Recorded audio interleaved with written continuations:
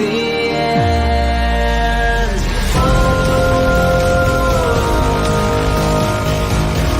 I'm burning in the dystopia.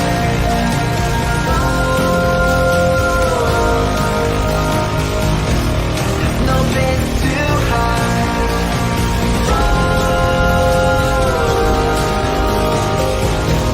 I'm burning in the dystopia.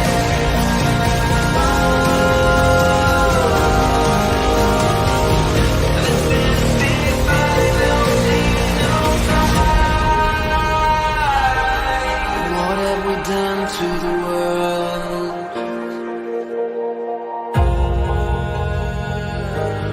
What have we done to the world?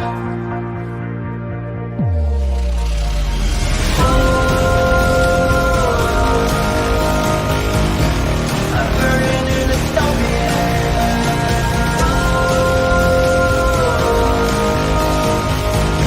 There's no place to hide.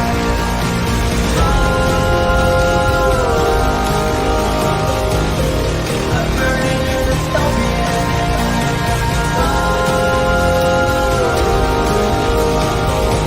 This is the final scene of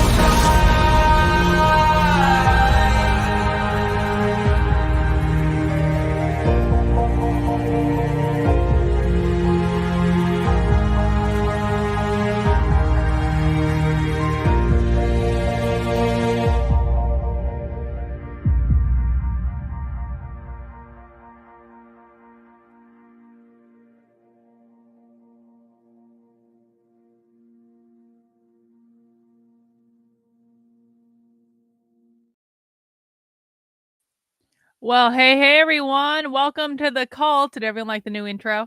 It's just something I was like, I had this idea to do an intro that's like, it's going to probably be more fancy. I'm going to play around with it a little bit. I'm definitely going to lower the volume on the song. I can tell you that. But I wanted to do an intro for the show that wasn't just like, AI music or whatever. We can do the AI music sometime, but I wanted to do like an intro where like you can see kind of like, here's what I posted on the Substack. Here's what I've got over here. Here's what I've got over here. I can swap stuff out and stuff like that. And I got to tell you, that song, I feel like that song is just perfect because it's literally called "Burning in Dystopia." You guys have heard it before. It's in one of my other intros, but there was the version I used to use was the non. It didn't have like vocals in it, and then I found out there was a vocal version. I was like, sold. I was like, there is not a more perfect song for my show. What? But why do you gotta ruin everything? Why do you gotta ruin everything? We've got a big show today. We're gonna talk about Kamala's new VP. What? Can you...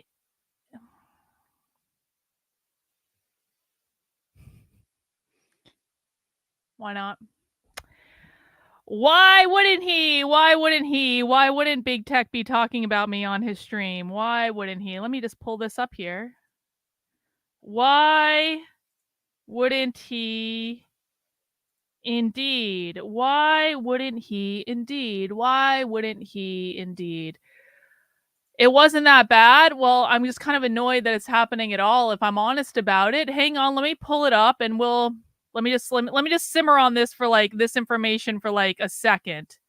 You said it was at 2:34, so maybe I'll get it queued up there. Okay. Let me just simmer on this information for a second. Let me just simmer on it. Let me simmer on it. And let me tell you what we are going to do. So Kamala Harris named a new VP today. And the worst thing that conservatives seem to have on him for a while is that he got a DUI like 30 years ago. And I was like, that's really not that bad. And then my friend Exclusionary over on Twitter posted a whole thread about him supporting minor attracted persons. So I was like, that's really the one we should be looking at.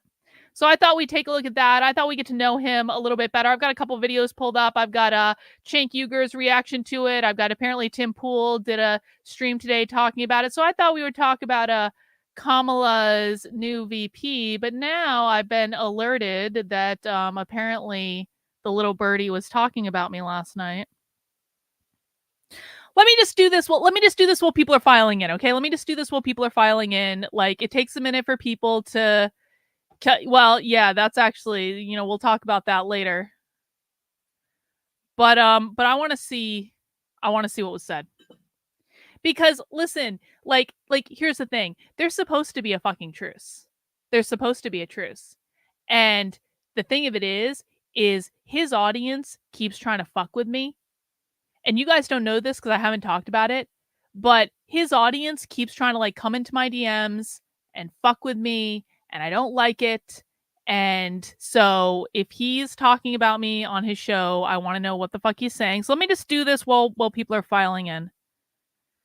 Let me just see. I'm sorry. We have to take a moment out for my internet drama. I'm sorry, but I just found out about this and I want to know what's going on. All right, let's see. Bot said 230. It's close enough to 234. Okay, let's just see. Actually, let me get this. Is that bigger? There we go. Yeah, I don't know. Bot taking one for the team per usual. All right, let's see what happened. I better end the stream. That probably would have been good advice. We're getting into weird territory. I'm watching Asmongold. Tom's watching the same thing I was watching. Shit's going on in the streets. Because I don't even need to make money anymore. I just need to wait till all the stocks are free. They're all going to zero, and then I can buy them, and then I get rich. So I already got it figured out. Well, that's I don't need strategy, to make money streaming. I mean, I'm not making money streaming, and I don't need to. So I could just end the stream because I just got to wait till the stocks go to zero. Money. Well, what's up? Anonymous sent $7. She talked about it on Someone Saturday. sent in a super chat. Been flirting back and forth for a week. She mentioned you too. Like that. On a positive note, what the fuck? Who's sending in super chats about me? That better not be one of you guys. I swear to God. Why am I frozen? Why? Okay, I'm back. Who the fuck sent in a super chat? See, this is what I'm saying. This is what I'm saying. His audience has been trying to fuck with me in my DMs for goddamn weeks, and I don't appreciate it. And it's like, I don't send my audience to fuck with him. I sure as shit hope it wasn't any. I know it wasn't Bot. Bot doesn't have any money. Bot might spy on people, but she doesn't have any money. What the fuck? Yeah, I know it wasn't you. I know you were just nosing around in other people's business. I know it wasn't you. No, I bet you it's one of his audience members. It's either one of his audience members trying to fuck around and cause problems, or it's one of the unhinged retards over on Twitter who are also trying to fuck around and cause problems because they have no life and they're obsessed with me. Milo Yiannopoulos is flirting with me on Twitter. Oh, has anyone actually seen this? Milo Yiannopoulos, ex-gay. Fuck him. Did you see what he just did there? Look at that. She talked about it on Saturday. Look at the. Hang on, this might seem like not a big deal, but she mentioned you too. Like that. On a positive note, Milo Yiannopoulos is flirting with me on Twitter. So you see that face that he's making? This is why I think it's one of his audience members. You see that face he's making? He's got this fucking sticker on his channel that I'm sure you guys are going to see flying around the screen at any moment that he's got on his channel specifically to give his audience members a way to make fun of me that they made mocking me. And so him making that face is he's like basically telling his audience members to make fun of me. Okay, like a child. We're still in middle school, I see. All right, fine. Has anyone actually seen this? Milo Yiannopoulos, ex-gay, obviously, is straight up flirting with me on Twitter. Yeah, true. And I'm like, this definitely isn't going to get me in trouble. No, like this. See, there's that fucking sticker. Nothing is going to go wrong with this. There's the sticker that he's got still on his stream to this day. Did you guys know? And I found this out by accident. I was looking at this for another reason. Do you guys know that? Because here's the thing. Here's how I'm kind of feeling about this right now. I'm really annoyed that this is even happening. Okay, it may not have been his fault. It looks like someone sent him a super chat with the video of me talking about like Milo and I interacting on Twitter or something, which is obviously just meant to cause problems, whatever. But like, here's the thing.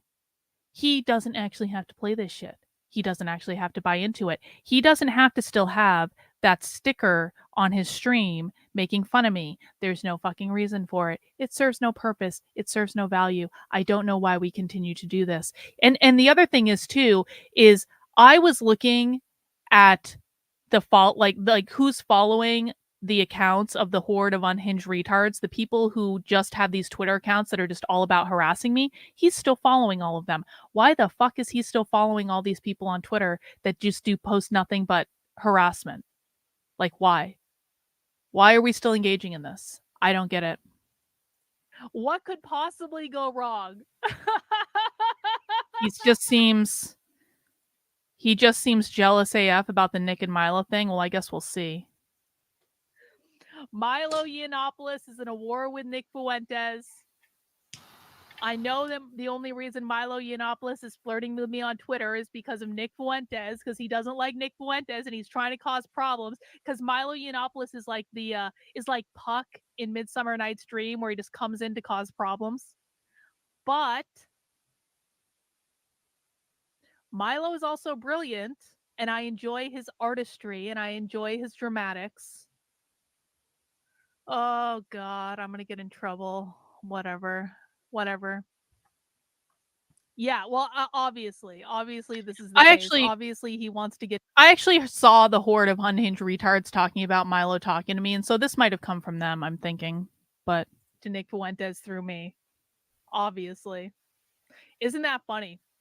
I'm like in a love triangle with Milo Yiannopoulos and Nick Fuentes. I'm in a love triangle with Milo Yiannopoulos and Nick Fuentes. He looks thrilled right now. Not really, but it's funny to think. It's funny to think about it in that way. Okay, it's funny. No, I don't think we can call it a throuple. No. Because the two of them are the two of them hate each other. So no.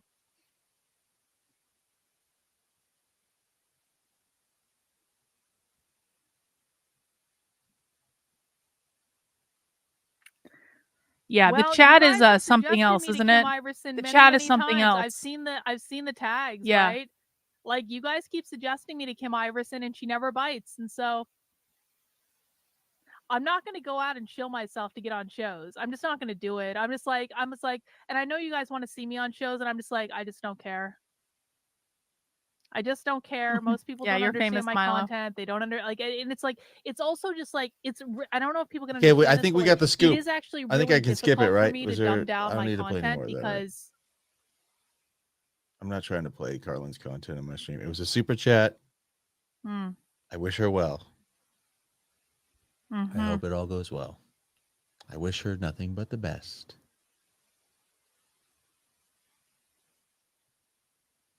Is that it? Yeah, she said she mentioned you. Well, we don't even need to get to that part. I'm sure she said nothing but nice things. What did I even say about him? I don't even remember what I said about him. Thanks, Anonymous, for letting me know. Oh, no. Trendlet. Is that it? That seems to be it. That's cool. Like, they're calling me a beluga whale. That's super cool. So she looks fat today. She got the scoop. You know, I hope that's it.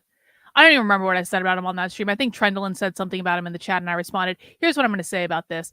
I am getting really sick of his audience trying to fuck with me. Because you guys don't know about this because I haven't been talking about it. But like, this has been going on in my DMs for weeks. And you guys can see the state of his audience from the chat where it's just like the only thing, and I swear we're going to not talk about this in a second. We're just going to move on. But like, and it really wasn't that bad, to be honest. Like, it was a super chat. I guess I can't, like, well, you know, he has the choice of whether or not to play it. But it was a super chat. It's not exactly his fault. It's not like he brought it up or anything. So whatever, I have to give him points for that. But, like, the thing of it is like, the only thing his audience says is, she's fat, she's fat, she's fat, she's fat, she's fat, she's fat, she's fat. It's like, does it ever get old for these people? And I just, like, and it's like, so what, like, you know what, fuck it, I'm just gonna say this. He's gonna, if he still has that fucking sticker about me on his channel, I'm gonna talk about it. Like, I said I wasn't gonna talk about this anymore, and I meant it, and then his audience just kept trying to fuck with me, and he still has that fucking sticker on his channel, so I don't actually feel obligated to that commitment anymore. I will do whatever the F I want, and as long as he has that sticker on his channel, I don't really feel like he has any cause to complain. For the last several weeks, his audience has been coming into my DMs, lying about, like, things, basically saying, like, you know, he wants to talk to you, and blah, blah, blah, blah, blah, blah, blah, blah, blah, blah, blah. And I've been calling it out every single time. I've been like, that doesn't sound reasonable. That doesn't sound true. Like, if he wanted to talk to me, he just could. And so why do I have his audience members in my DMs trying to cause trouble? And it's like one of those things where it's like, I look at what's going on, like, with him on the stream, and it's like, it's like, you know, I wish her well and all that stuff. Like, bullshit.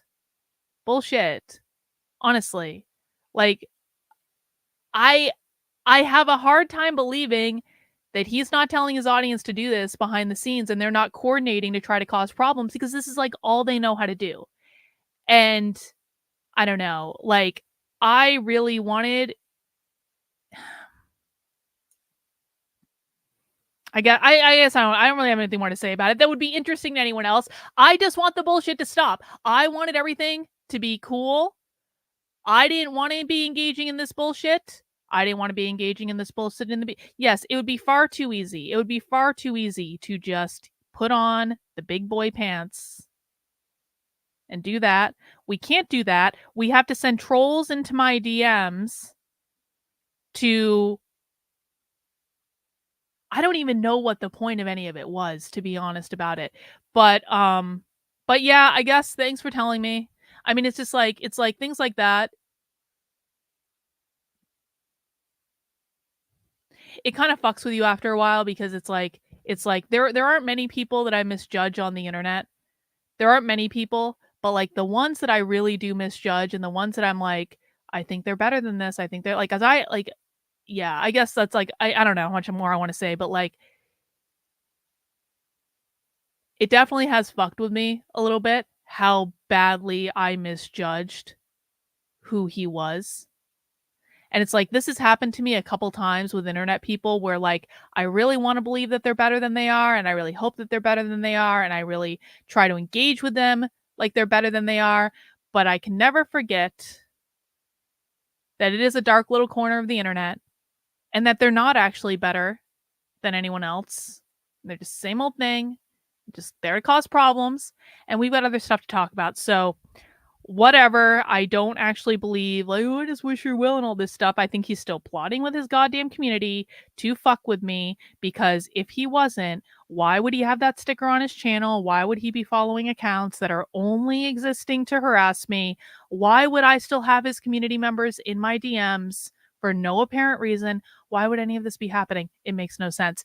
Anyway, we're moving on now. Do you guys want to move on to other stuff? Let's move on to other stuff, because we've got a lot to talk about today. We are going to be doing the Tim Walz stuff. We are going to be going through the thread from Exclusionary over on Twitter, who I do really hope you guys follow, because she's awesome.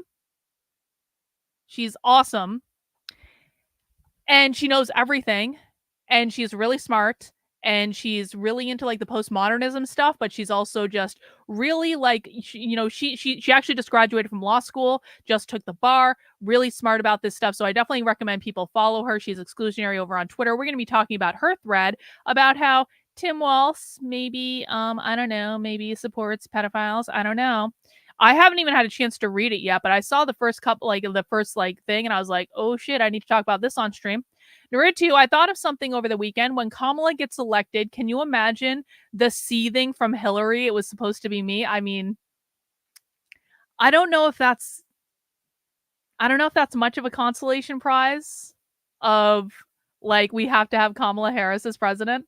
I don't know if that's much of a consolation prize. I suppose it's a minor one at best. We do have some videos we're gonna watch, guys, from Cenk Uygur. I'm not gonna watch Tim's whole 2-hour stream, of course, about this, but I thought I would check in with the two of them, see what they have to say about him.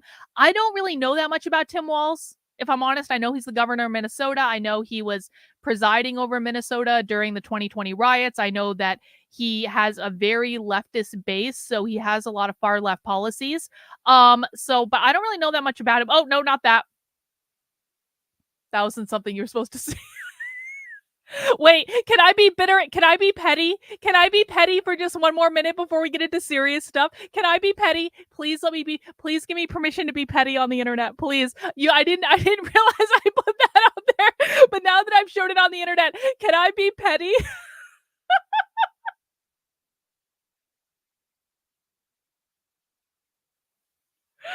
I actually feel like this might be the most petty thing I've ever done on the internet, but it feels so good. It feels so good. Okay. For those of you who have like followed me for a while, you guys hear me talk about the fact that like, there are strained relationships in my family. And one of the strained relationships I have, and I'm pretty open about this. This is not secret information or anything, but one of the strained relationships I have is with my younger brother. And there are a lot of reasons for that strained relationship, but the number one reason for that strained relationship is my brother married an evil bitch. She's evil. She's always been evil. And this has been going on like, I mean, my brother and I got married within months of each other, and neither of us went to each other's wedding because my brother married an evil bitch. And I have a lot of feelings about this, and I feel like I'm not alone in this situation where like, an evil woman has come in and ruined what is an otherwise okay relationship, and I have a lot of pent-up feelings about that. Well, every once in a while I get validation that my brother married an evil bitch and that she is responsible for all the problems. And today was one of those days because no one tell my mother I'm doing this.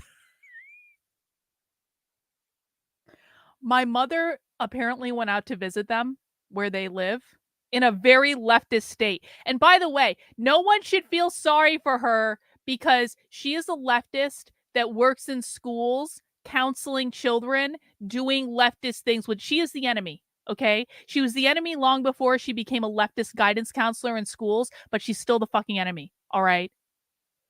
So my mother posted this picture on Facebook. Apparently she went out to visit them. And I saw it. I was like, holy shit. Sarah looks so old. This is my sister-in-law. We're the same age. And she's an evil bitch. And she looks 20 years older than me. And I just got like, it was like this moment of like, I know this is petty. I know this is wrong. I know I shouldn't be doing this. This is awful. But she's evil and she's a leftist and she's working in schools and she's evil. And even though we're the same age, she now looks 20 years older than me. And I just want this to be a life lesson for everyone. If you are an evil, evil, evil, evil, evil, evil, evil bitch, you will wear it all over your face. Well, I don't have wrinkles. You want to know why? Because I'm not an evil bitch. I'm not going to go into how all the ways she's evil. That's getting in. I've talked about it, but I don't feel like going into all the details. You just got to trust me, okay? She causes problems. And she's a destroyer of relationships. And I just feel really validated today. I have never felt, I've just never, like, again, I know I'm being petty, but anyway. Okay, that's enough pettiness. I'm a very serious independent journalist and commentator, as you all know. I'm very, very, very serious about this. And I would never do anything petty on the internet. Anyway, guys, I've got a lot of new content up over on the Substack, and some of it does actually is relevant to the topic we're talking about today. If you haven't been following along, I've been starting a new series called the Re-Education Series. I'm doing accompanying podcasts with it that aren't exact versions of the articles, but are like additional commentary on the articles, stuff like that. And I did release a new episode of the Actively Unwoke podcast earlier today. You can find the podcast on where can you find it? Apple Podcasts and Spotify and a bunch of other places as well. You can find the link over on the Substack. Oh, look, the Spotify link's showing up now. It worked.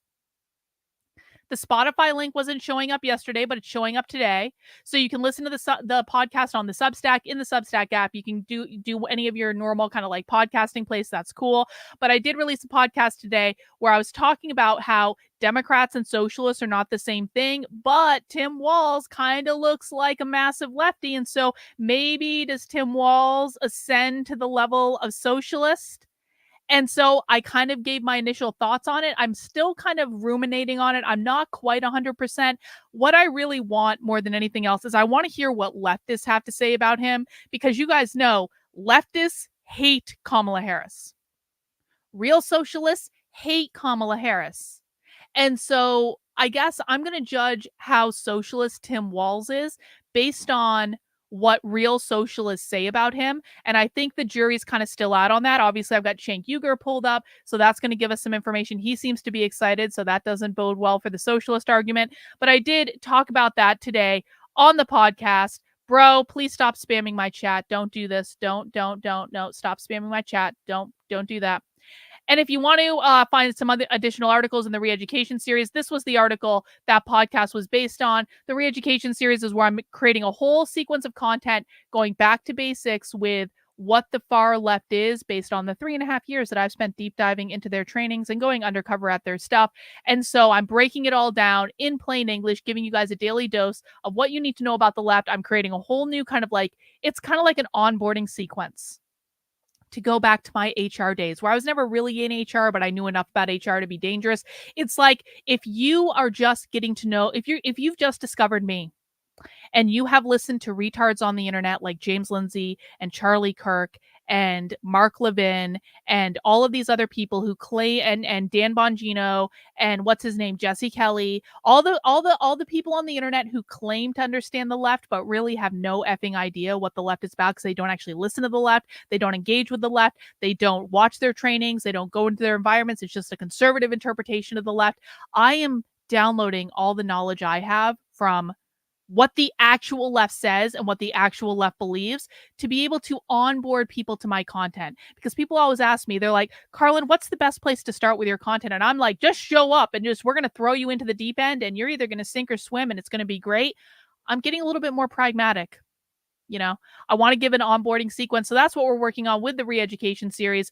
I just launched also the newest article today. I'm trying to launch a daily article all this month, maybe even into next month. We'll have to see. Just downloading tidbits of information. They're short articles. They're written very simply. Today, we talked about what does it mean that the left wants to abolish capitalism?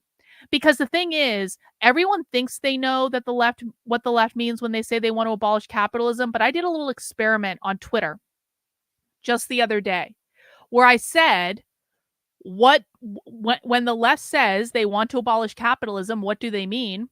I got tens of thousands of views on this tweet. I got hundreds of answers to this tweet. Almost no one answered it correctly.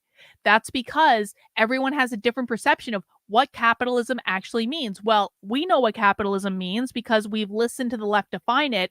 And I promise you, what they want to do is probably like way scarier than you think. I'm putting that link in the Substack now, so you can head over there and read that article and learn what does it mean when the left says they want to abolish capitalism. We're going to start hearing the term capitalism more and more and more and more and more. I promise you, we already are. Because the left is ascending from their stage of like focusing on destabilizing the system. And they're really starting to make a lot more direct attacks on capitalism. We saw it in the college protests. They were always talking about capitalism. We even saw it when they were in DC the other day when Netanyahu was there and they were like spray painting stuff. They spray painted the Freedom Bell, which is a copy of the Liberty Bell. They spray painted that, fuck capitalism.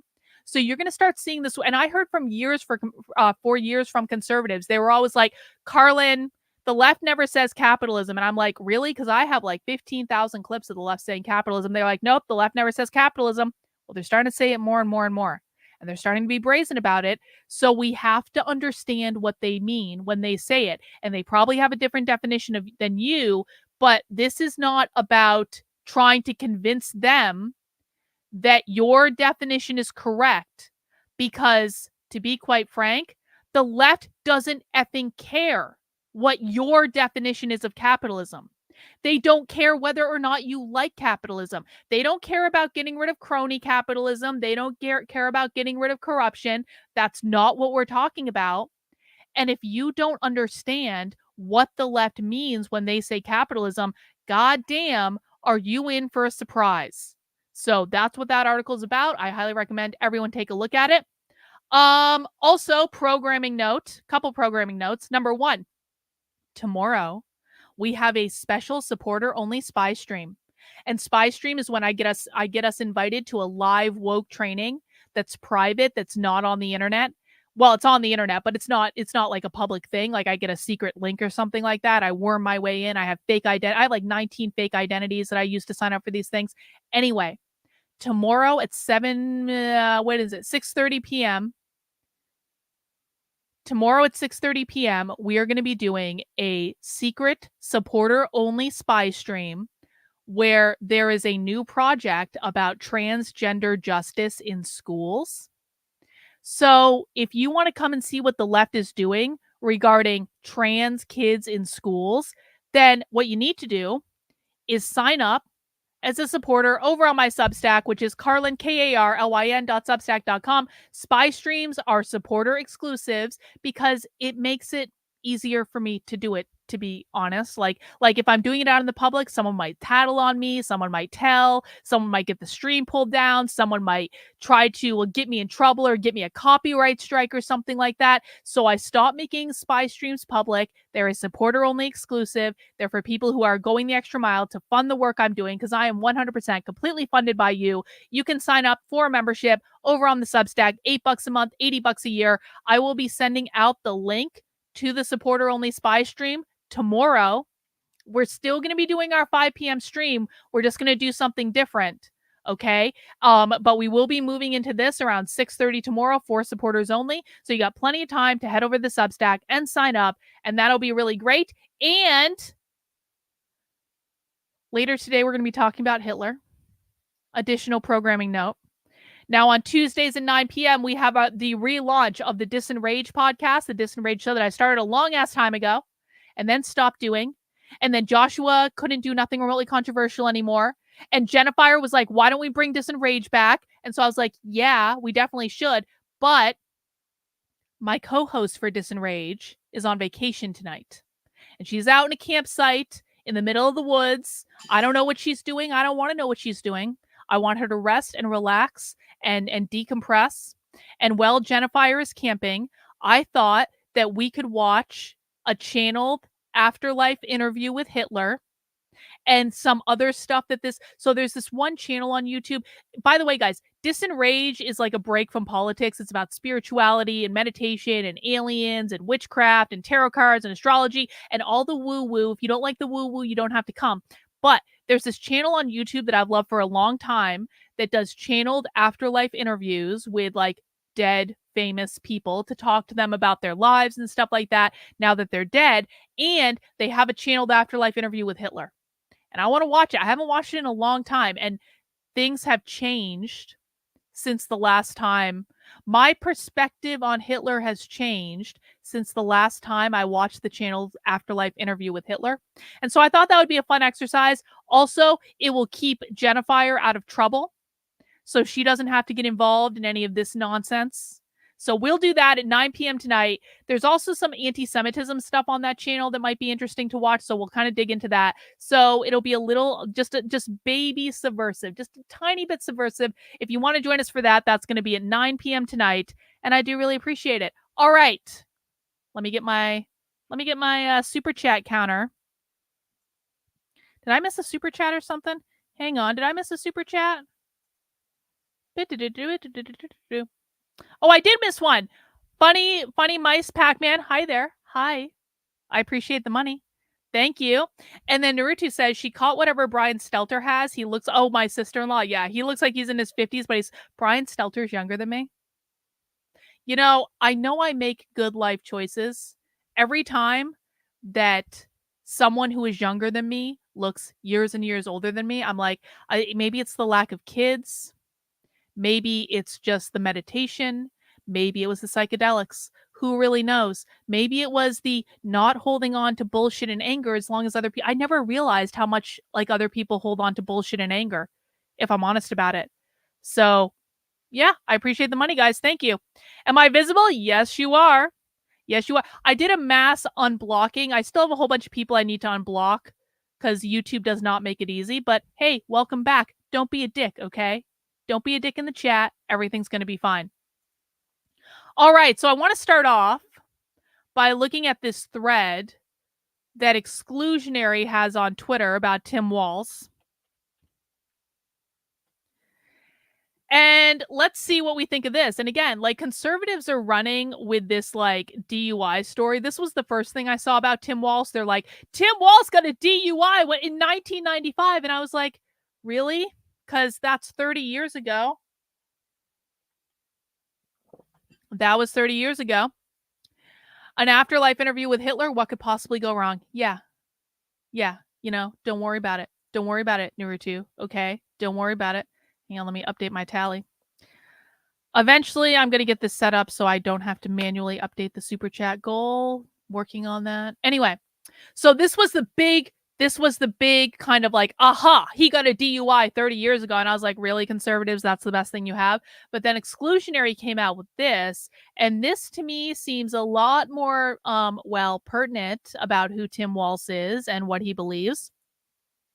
Tim Walz signed a bill redefining the term sexual orientation to include pedophiles. A thread. On February 13th, 2023, Lee, a trans-identified male, introduced HF number 1655, which redefined sexual orientation.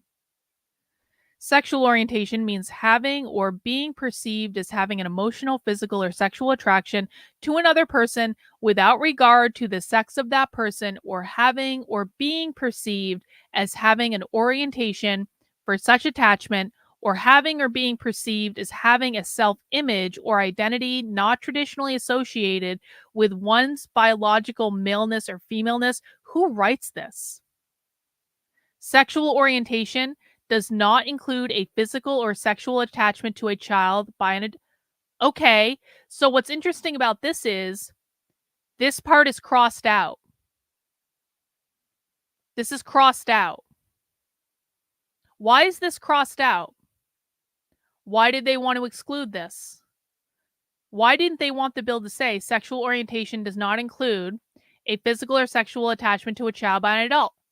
That's crazy. Hey, Azerwing! Azerwing is the best. Thank you. Thank you.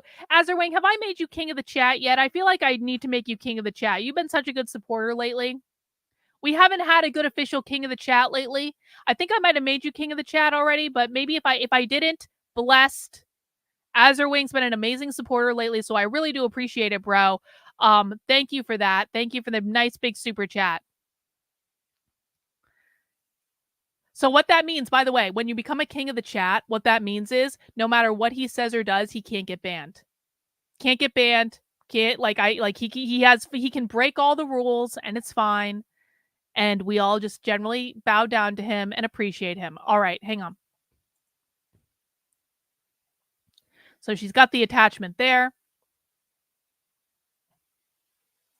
Yes, when you occasionally incite a bidding war to not listen to a Penguin song, for sure. In the amendment, Fink crossed out the section that expressly precluded pedophiles from falling under the definition of sexual orientation. In the old bill, oh, you know who it was? It was Jeff. Jeff became king of the chat recently, and now Azerwing is also king of the chat. In the old bill, the definition of sexual orientation delineated which people were protected under the Minnesota Human Rights Statute, making it a violation to discriminate against those falling under the definition. The old definition explicitly excluded pedophiles through the addition of the phrase, sexual orientation does not include a physical or sexual attachment to a child by an adult. The bill then passed the committee was adopted. So it used to have this phrase in it, and then they deliberately took that out. You want to be the beard of the chat? Well, we'll work on that. We'll work on that, Dragon Balls.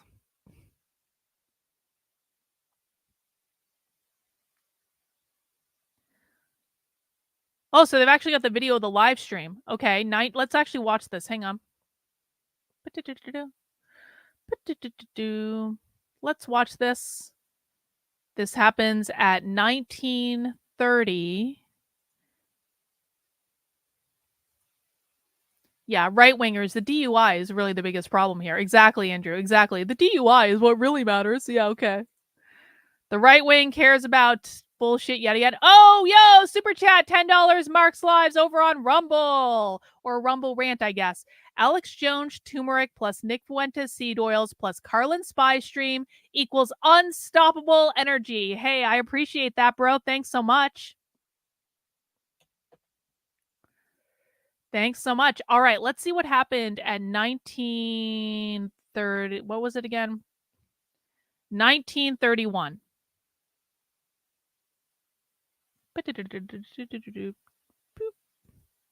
Okay. Play. Don't fuck with me. Come on, play. We'll give it a second here. Guys, please make sure you mount the like button while the video is taking its sweet time. It is a state website, so we have to make a... Oh, here it is. Oh, leave Nick alone about the goddamn seed oil. Can everyone just stop? I mean, I guess I don't really care, but stop harassing the boy. State of Minnesota website is failing us. Opportunity of an aggrieved consumer to get restitution and other relief from a violation of the consumer protection laws. Encourage the time you put into discussing this bill and would encourage members to vote yes on it. Come on. All right, I will renew my motion to recommend that House File 1459 as amended be recommended or be re-referred to the Commerce, Finance, and Policy Committee. We're almost there. All those in favor, please say aye. Aye. Aye. Opposed? Motion prevails. Thank you, Representative Freiberg. Next up, Representative Finke.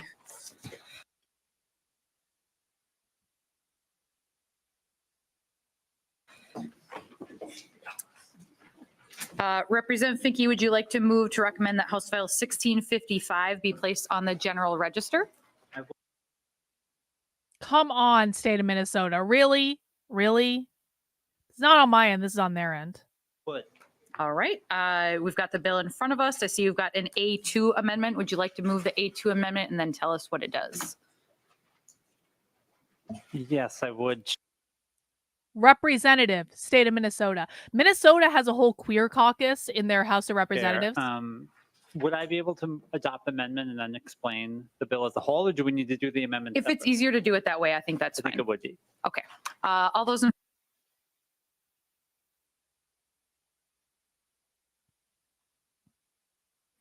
That is a state favor of the A2 amendment, please say state aye. rep. Aye. Opposed? No. The motion prevails. The amendment is adopted. Representative Finke, to your bill as amended. They're going to explain it.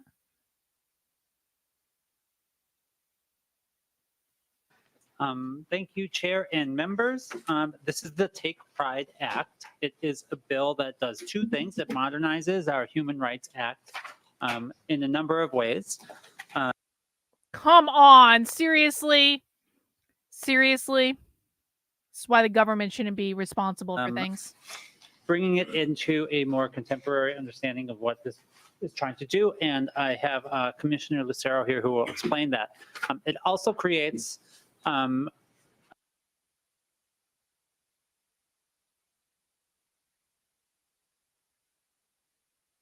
definition for gender identity and adds gender identity into the list of protected groups under the Minnesota Human Rights Act. It's important that we continue to evolve our...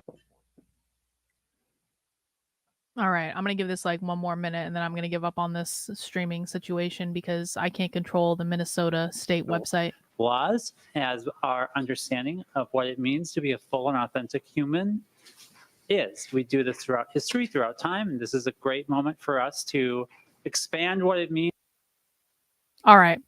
All right. That's I don't okay. We trust exclusionary that we don't have all day to wait for the Minnesota website to actually start working. All right. We don't have all day for that. So we're gonna trust exclusionary that this person removed the section that allows for discrimination based on whether or not you're attracted to minors. Yeah, I mean, we did actually. We listened to a panel from the Queer Caucus in Minnesota, which I would be shocked if that person wasn't on. So that person does look familiar to me. You're right. The amendment, yes, this includes the section crossing out the pedophile exclusion, is characterized by Finke in the committee hearing as modernizing the terminology to reflect more contemporary understandings of sexual orientation and gender. They think including pedophiles under the umbrella of sexual orientation reflects a modern understanding of sexuality. I predicted this was going to happen. I predicted this was going to happen like a long ass time. Actually, let me show you this. Hang on. Minor attracted. Okay, here's when I predicted this. Hang on. Check this out. This was so long ago. This was before I was even doing Substack as a serious thing. Now my stream is lagging? No. No. How can my stream be lagging? It looks fine on my end. What the fuck? Anyway, this was an article that I wrote in 2022, October 21st, 2022. Carlin was right. Thank you. Okay, the stream looks fine. Okay, thank you guys. Thank you, bot, for the Carlin is right super chat. Every time I'm right about something and you're wrong, you owe me $2. So this was an article I wrote. I'll even put it in the chat before I was even doing branding on my Substack. That's how long ago this was. And it was about a bill in California. This is the article that actually got me banned off of medium.com because medium.com didn't like that I was saying, why are we making life easier for pedophiles? Oh no, actually, this is the article. Actually, it was even earlier than that. It was August. This is the article, actually. Okay, never mind. That was a follow-up article. The real article was on August 16th, 2022. End goal, they want to make pedophiles, minor attracted person, a protected class. This will be the most screwed up thing you read all day, but you must read it because you must understand just how depraved the woke ideology is on the progressive left. The end goal of radical gender ideology, queer theory, grooming, etc., is they want to make being a minor attracted person into a protected class. Currently, Title VII of the Civil Rights Act of 1964 prohibits discrimination in virtually every employment circumstance on the basis of race, color, religion, gender, pregnancy, national origin. In other words, if you are an employer, you can't fire people or refuse to hire them in the first place based solely on any of these traits. It was federal law, or this is federal law. They want to add minor attracted person to the list of protected classes. If they are successful, that means employers cannot discriminate against someone for being a pedophile. That means they could get a job as a kindergarten teacher and it would be illegal to fire them for being a pedophile. I really want to emphasize this point because I'm kind of going quick because I wasn't expecting to actually read this article, but I really feel like I need to emphasize this point. What that bill in Minnesota does is the same thing they want to do with the Federal Civil Rights Act, which is make being attracted to kids a protected class. What that means is that if a kindergarten teacher has in their Twitter profile that they are a MAP, they can't be fired. That's what that means. So employment at will is a thing. Employment at will essentially means you can be fired from a job at any time for any reason or for no reason at all. However, if you can prove that you were fired for being part of a protected class, then you can sue massively for wrongful termination. They very literally want to get this added to the Civil Rights Act to make this a protected class. So just think about this. If you're a kindergarten teacher and you're attracted to kids, can't be fired for it. If you're a bus driver, a janitor, a gym teacher, a social worker, it will be illegal for them to fire you for it. This is crazy. but I predicted this was going to happen 2 years ago. Because of this lives a TikTok thing, licensed counselor says sex therapist advocates for MAPS, minor attracted persons. She says they are vilified and marginalized and shouldn't be referred to as pedophiles. Remember when this, oh God, this person. Yeah, this person was trying to like normalize being attracted to minors. Anyway, so I predicted this was going to be 2 years ago. I was right. You have this. Yes, they have this as an identity under queer. We have it on video. Yep, that's right. We do. So this is like the ultimate version of queer. No, well, you must have done a really shitty job of bringing it up. Then maybe you should do a better job next time. And maybe you shouldn't just be ranting in my chat. Maybe you should be providing receipts. Did you provide receipts? No, you didn't. I know you didn't because I remember yelling at you because you didn't provide receipts. You just said, trust me, bro. You see this, bro? You see this? This is called receipts. I have receipts. I have reasons for this. I'm not just saying, trust me, they're grooming. That's what you're doing. Anyway, let's go back to this. 2. The most disturbing part of the bill is that it went through multiple revisions, and in every... Do you want me to ban you? Because now you're breaking rule number 2 in my chat. For people who might be new to me, I have 2 rules in my chat. Number 1, don't be a dick. You will not insult me. You will not insult other people in the chat. I can do whatever I want because you're in my house. You don't have to be here. If you don't like my tone, you don't like what I say, you can GTFO. But you will not insult me. You will not insult other people in the chat. Rule number 2 is no fucking whining. You are an adult. I expect you to act like an adult. If you don't want to act like an adult, I will remove you. So if you continue to whine in my chat because you got your fifis hurt, instead of paying attention to what we're watching right now, which is not what you did, you whined and complained and were disruptive, which is why I yelled at you in the first place. And if you want to keep whining, you're not going to be in my chat for very long. Back to this. The most disturbing part of this bill is that it went through multiple revisions, and in every single revision, they kept pedophile exclusion crossed out. Link to the final changes of the bill. Here is the final version of that bill. You can see here. They've got it crossed out there.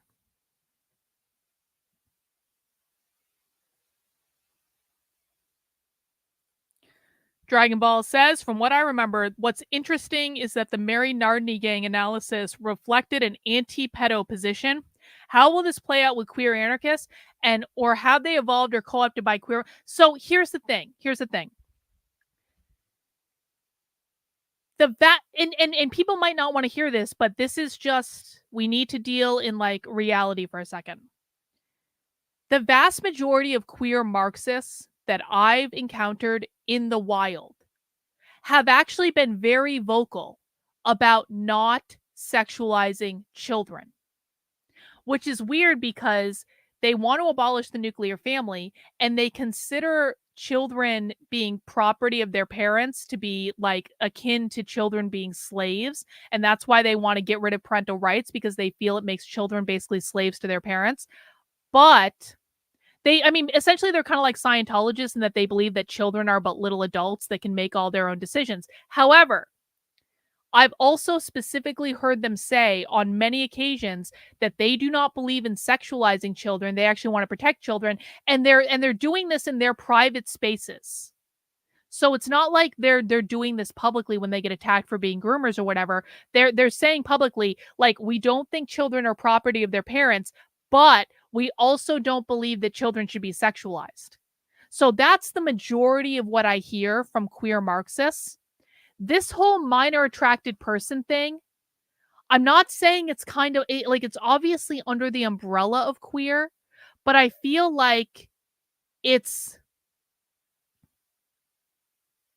a more minority group within queer. Well, yeah, but like when they're talking about children in sex work, and listen, I was in a presentation about this last year at the Socialism Conference when I was undercover. When they're talking about children and sex work, it's not that they want children doing sex work. It's that they don't want children to be to experience a punitive punishment for doing it, because their position is that, and I want to be very careful to be nuanced about this, their position is that the reason that children would be doing sex work is out of survival. It's like they've been put in some sort of dire circumstances where they have to do it in order to survive, but they're not advocating for it. They just don't think children should be punished for it. And I think those are two different things, because again, Human Centipede, I've heard them say this. I've heard them say flat out that they do not believe children should be sexualized. The problem, though, is that when they discover children doing sex work, their first inclination is not to get the child to stop doing sex work. It's to say, don't punish the children for doing sex work. And so that's fucked up. I don't like that. But I feel like that's a different animal than this minor attracted person thing. I feel like these are two different things, because I don't hear the queer Marxists who are making that sex work argument talk about the minor attracted person thing. And if it was really the same issue, we'd be hearing them talk about both. But it's like either one or the other. So again, maybe I'm being a little bit overly nuanced here, but I feel like sometimes we need to be overly nuanced, especially when we're talking about like inflammatory issues. Thank you, Dragon Balls, for the super chat. Get my goal up. There we go.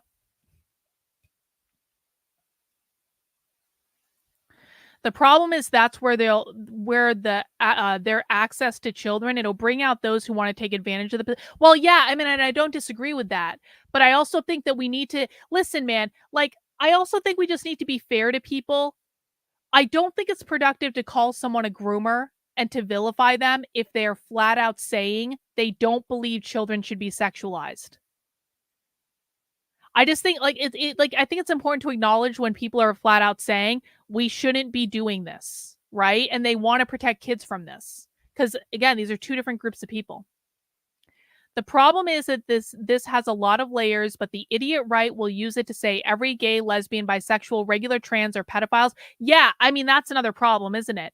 Is that there's no nuance to any of this. And I think that that's part of why we're in the predicament that we're in. Listen, if you actually care about protecting kids, then you're not going to be attacking the people who are saying children shouldn't be sexualized. And there are an awful lot of people saying that. There are queer Marxists that say that.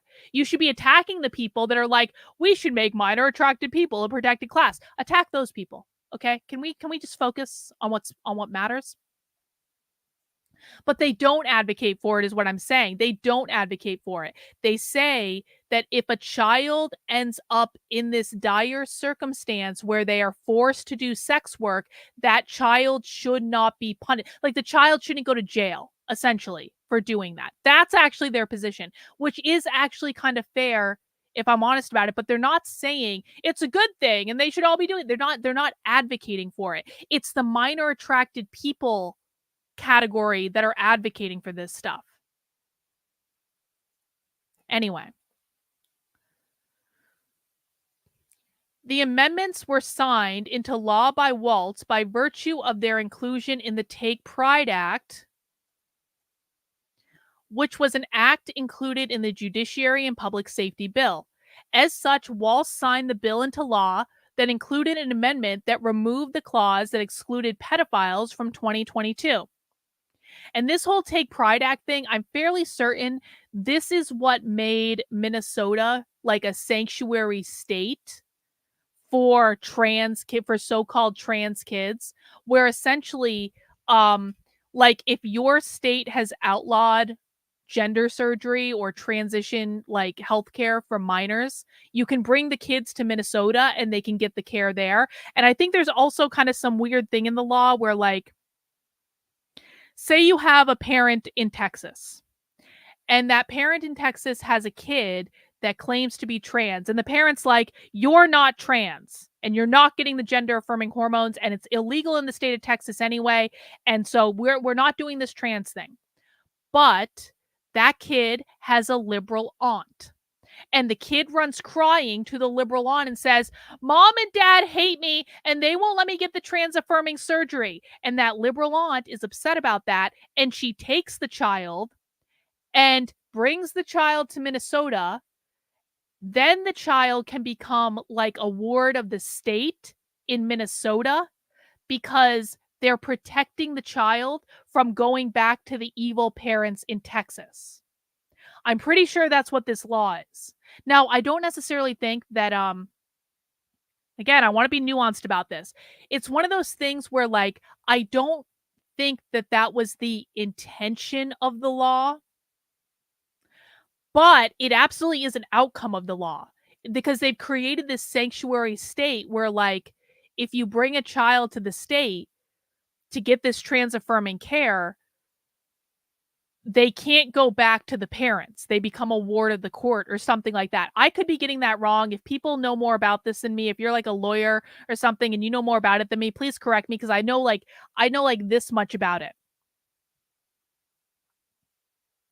No, but that's not, no, I don't think we should assume that because there have been a lot of shitty laws passed around this stuff that have these inadvertent loopholes that they then go back and fix the loophole later. And you guys assuming that everything is intentional, you are overlooking the stupidity of the average person. Give me some fucking receipts.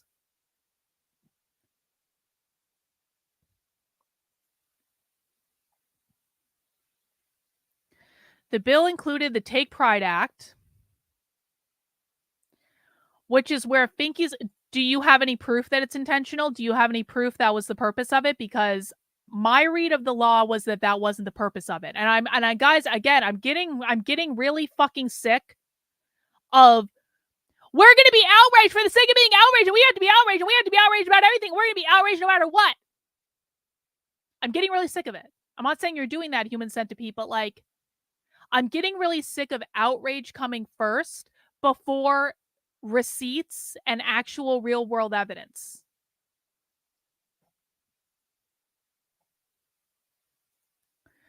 The bill included in the Take Pride Act, which is where Finky's amendment, HF 1655, the amendment was modified in 2022 to exclude the section that accepted pedophiles from civil rights protections under the Minnesota Human Rights Code.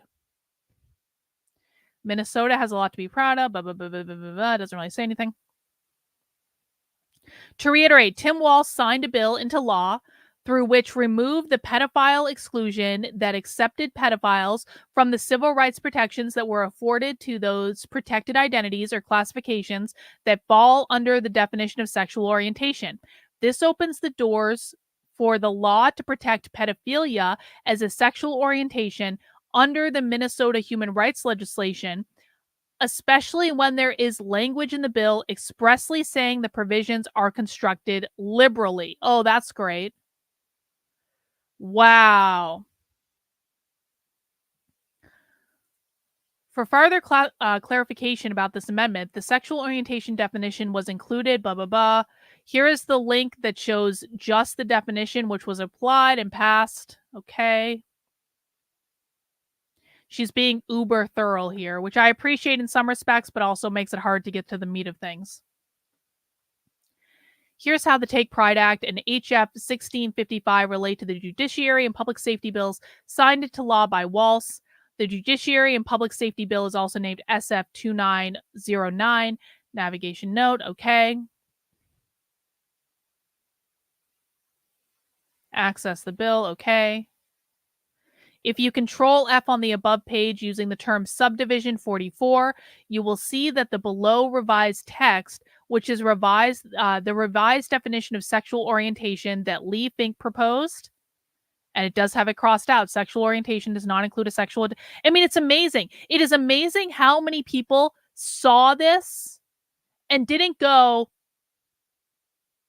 that's a problem. But it's also like, again, I've been saying this was going to happen for 2 effing years.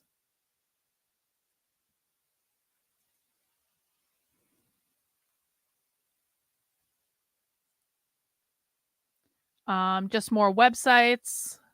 Let's see. Does she have anything else? That seems to be the end of it. That seems to be the end of it. So, I mean, listen. I don't know. And again, I'm really trying to be nuanced about this. Tim Walz was not the originator of this bill. He signed the bill, but the bill was passed by the legislature. And so, can we necessarily assume that Tim Walz agreed with everything in the bill? Can we even assume that Tim Walz read the bill? I don't know that we can, but he did sign the bill. It did happen under his watch, and it seemed like an awful lot of people in the Democratic Party in Minnesota saw this bill and were completely fine with the idea of crossing out the section that sexual orientation does not include pedophilia, which to me is really sketchy. Like, why wouldn't you just include that in there unless your ultimate end goal is to make pedophiles a protected class under the Federal Civil Rights Act? So that's interesting. That's interesting. We'll have to keep an eye on that. I want to dig into some of these videos that we have. I want to see Cenk Uygur's reaction to this. Let's see what Cenk had to say. And guys, please remember to mount the like button for me. We are talking about Kamala Harris's new vice presidential pick and whether or not he supports pedophiles and other bad socialist things today. If you're not subscribed on the channel, I hope you will subscribe today. Join us every day live at 5 p.m. to talk about whatever dystopian nightmare is going on in the world. Let's see what Cenk Uygur had to say about this. Ladies and gentlemen, we got him. But for the first time in a good way. Up goes Tim Walz. Up goes Tim Walz. Wow. Kamala Harris just picked Tim Walz to be her vice presidential candidate. That is unbelievable. I literally cannot believe it. So, look, Why? guys, there's so many things to tell you about here. But first thing I got to tell you is I think she's going to win. Holy cow, I think she's going to win. This is an amazing pick. So I'll get to why I wanted Josh Shapiro. Yeah, by the way, I think she's going to win too. Press 1 in the chat if you think Kamala Harris is going to win. Press 2 in the chat if you think Donald Trump's going to win. I'm not asking you who you want to win. I'm asking you who you think is going to win. Who you want to win may be different than who you think is going to win. So 1 in the chat if you think Kamala Harris is going to win. 2 in the chat if you think Donald Trump's going to win. In a minute, and how thrilled Lots I am of ones. that I was wrong. So Lots of you ones. don't often hear talk show hosts saying that, but you're going to hear me say that a couple of times here today. But so number one, why do I think she's going to win with Tim Walz? And why do I think he's such a good pick? So I'm going to explain that. But first, remember, guys, you know we're always live Monday through Friday. When? 6 o'clock Eastern. That's right. So make sure you're checking out the live show from the studio tonight because it's going to be gangbusters. We're going to have every detail. Might have little celebrations. This thing is as good a shape as it has ever been. I cannot believe she picked Tim Walz. Okay, so let me go to Josh Harris real quick for a second. I keep calling him Josh Harris. He's driving me crazy. Josh Shapiro. Apparently, that's how sure I was that he was going to be the VP pick, and I was totally wrong. Okay, that's the second time I said it. Okay, so look, one of the reasons I supported Shapiro,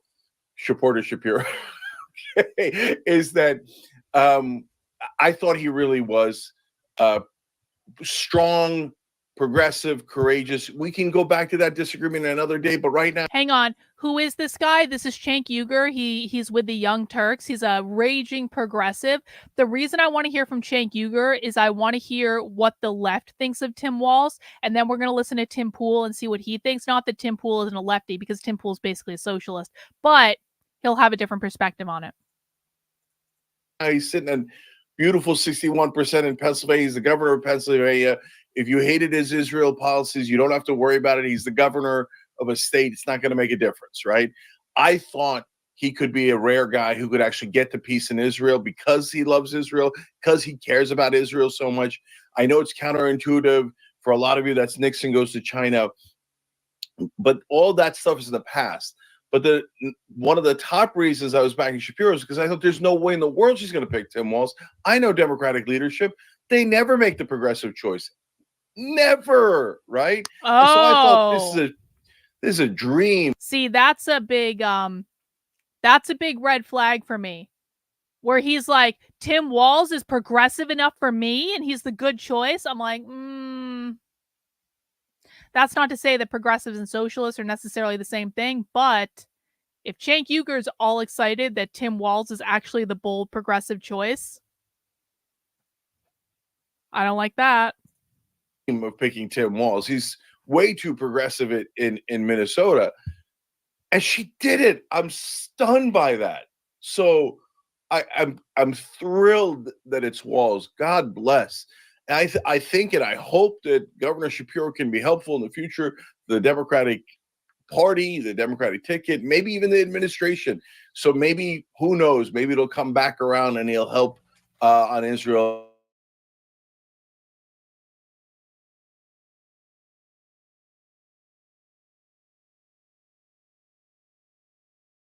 So important. What's important is, holy cow, she picked the most progressive candidate. I can't believe it. So now the reason it's going to lead to a win is super important. First of all, Luck Dragon 2000. Yeah. Hang on, sorry, I just knocked something off of my I knocked something off my desk and it knocked all my stuff out. Hang on, sorry, I'm back. Let's continue. My fault. Say might be the best political decision since Bill Clinton chose Al Gore. Look, brother, I think so. I think that's exactly right. Yes. So thank you for the super chat. I'll try to shout those out and shout out members as I do the show and the video live. Hit the join button. God, this is a great day in America. Okay. Look at what the TYT Army did. I'll get back to that in a second. Okay. First, why is he going to win? He's going to take credit for it. So these are his policies as governor that they think are too liberal. And now they're using the old school word liberal as in progressive, right? And the Trump team says that they're thrilled to have him because he's too far left. Wait till you see this ambush. Okay. So here's his policies. He legalized recreational marijuana for adults. Oh my God, I can't believe that. That's only over 70% of the country agrees with that. Only 98-year-olds disagree with that, and they're cranky old conservatives who are never going to vote for us anyway. Wow, it sounds so unpopular, that progressive position. Old. Nope. Wrong. And Christopher, you've been around my content long enough to know better.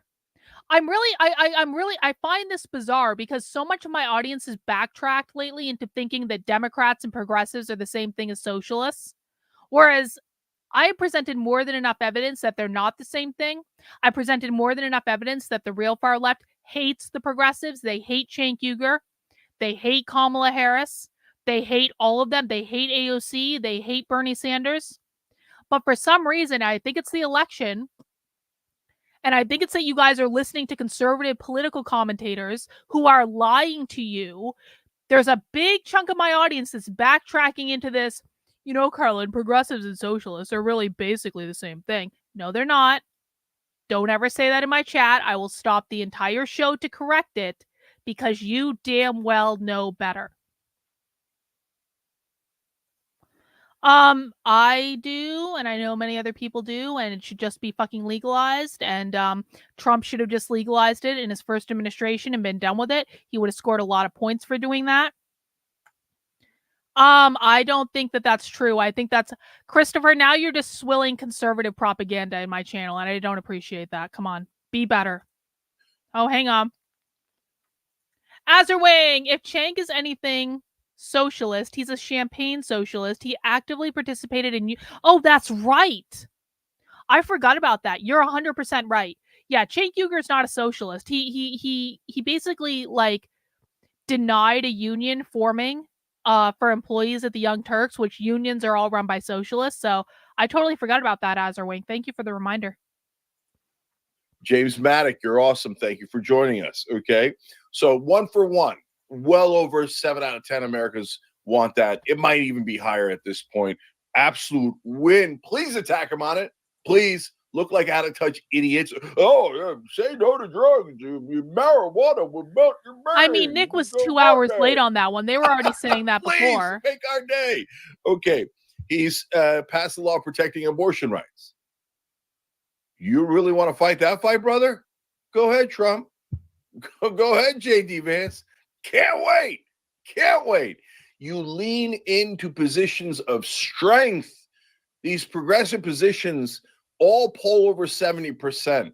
You fight on your moral high ground. Tim Walz understands that. I can't believe she picked him. Okay, hold on. Crystal Sheets, thank you. I see balls to the walls. I get it. I love our members. 11 here, 3. Thank you for so okay, yeah, that's true. Hold on. Thank you for the super chat. Yeah, Minnesota's going to miss him, but that's okay. There's a Democratic person who's going to take his place and the lieutenant governor's place.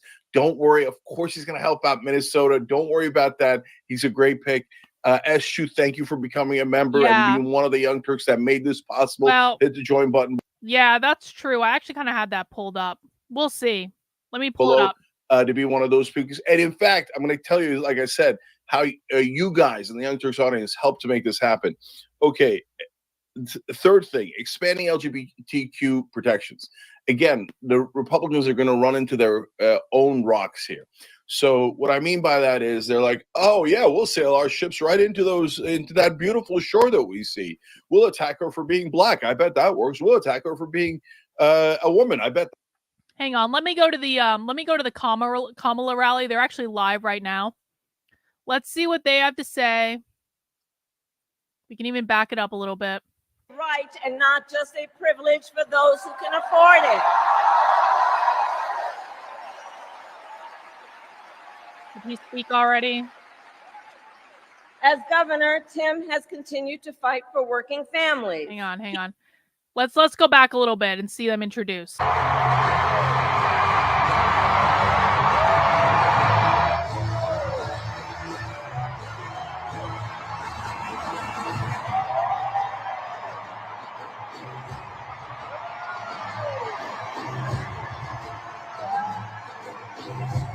Bro, I know.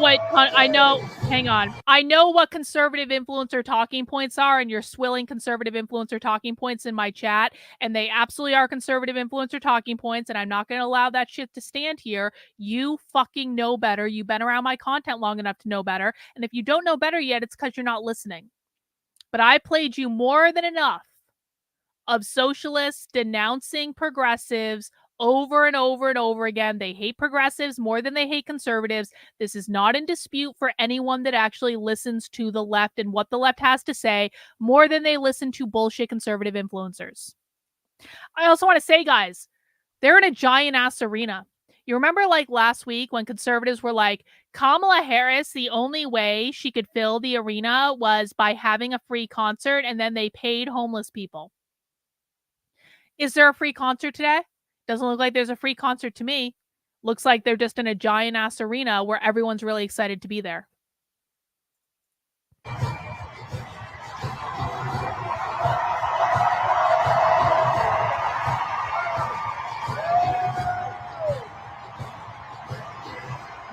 Are those all paid people? They're all paid supporters? They're in Philadelphia.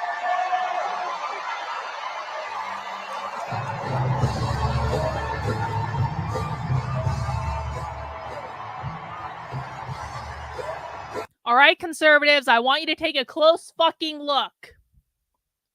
I want you to take a close look. There weren't no free concerts. There weren't no celebrities. Unless you're going to make the argument that every single one of these thousands of people in this stadium, and it's bigger than even what they're showing on the screen, are paid to be there, which they did actually say last week. Conservatives were like, they just paid a bunch of homeless people to come into the arena. But they're all really excited. They're all cheering. They've all got their phones out. They all look nice. I want everyone to take a close goddamn look. We're about to see an epic amount of conservative cope on Twitter. I'm sure it's already there. It's just I've been alive for an hour and a half, so we haven't seen it. But there is real support for this. It's not paid. It's not fake.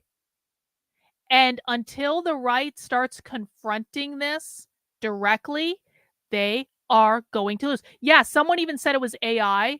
This doesn't look like AI to me. Does it look like AI to you? It doesn't look like AI to me.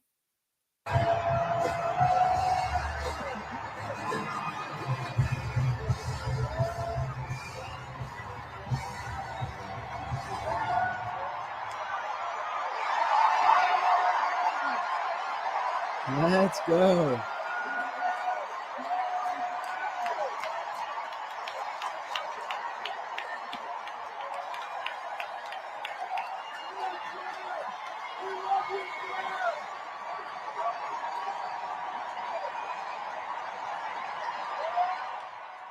This is a 10,000 person capacity arena that is filled to the max right now. 10,000 people.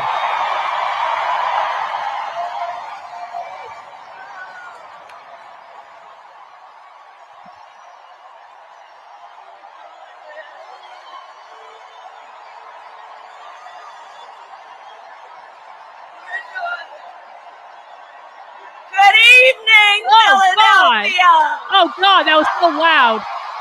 Oh God, the shrill. Oh God, that was awful. Good evening. Good evening. Good evening.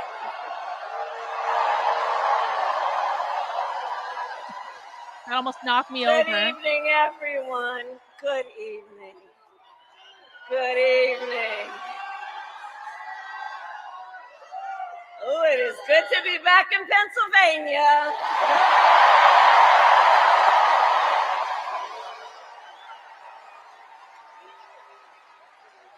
Her trainers got her to stop cackling. So let me say, on behalf of myself and the first, second gentleman of the United States, my husband, Doug Emhoff, Who she has never had sex with. thank At you all. for the warm welcome.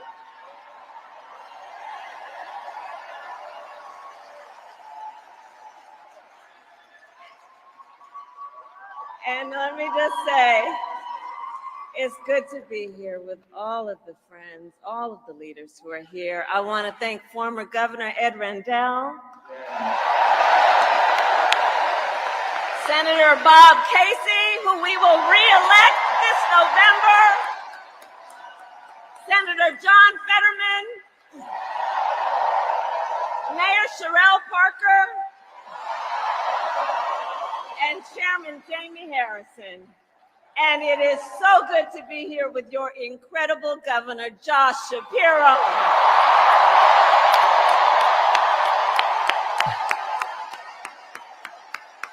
I mean, my suspicion is that she was planning on picking Josh Shapiro, and then she got talked out of it because he's Jewish. And here's the funny thing. I actually do believe she did not pick Josh Shapiro because he's Jewish. Because unlike Trump and unlike the Republicans, the Democrats know that you don't fuck around with your base. And they know that the far left and the progressives already don't like Kamala as it is. And the far left and the progressives don't like Israel. And the far left and the progressives are pro-Palestine. And so I suspect that it is actually true that she did not pick Josh Shapiro because he is Jewish. Because unlike Trump, who continues to spit in the face of white men, who continues to denounce Project 2025 over and over and over and over and over again for no good reason, when Project 2025 are literally Trump loyalists that have been loyal with it for him for a while. Trump is pissing off his entire base. A lot of them don't even want to vote for him anymore. And now Kamala Harris is like, I'm not picking someone that's going to piss off the base of the Democratic Party. I'm sorry, tough titty, but... So it is kind of funny that Republicans are so mad. No, I shouldn't say Republicans. They're okay, Ben Shapiro is pissed off because Kamala Harris didn't pick Josh Shapiro because he's a Jew. But Kamala Harris was actually smart enough to know not to piss off the people who are going to vote for her, unlike Trump.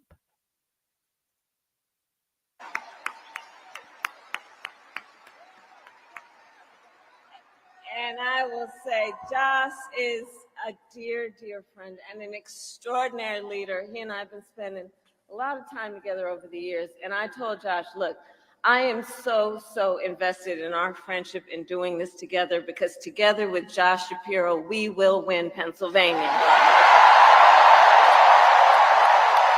We will win Pennsylvania. And I thank you, Josh. I thank you.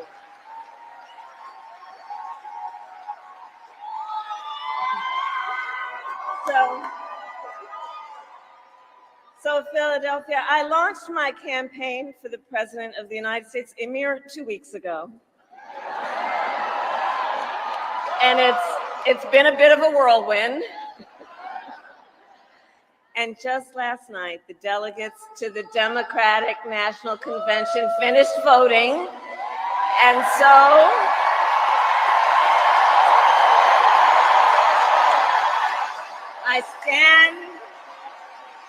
I stand before you today to proudly announce I am now officially the Democratic nominee for President of the United States.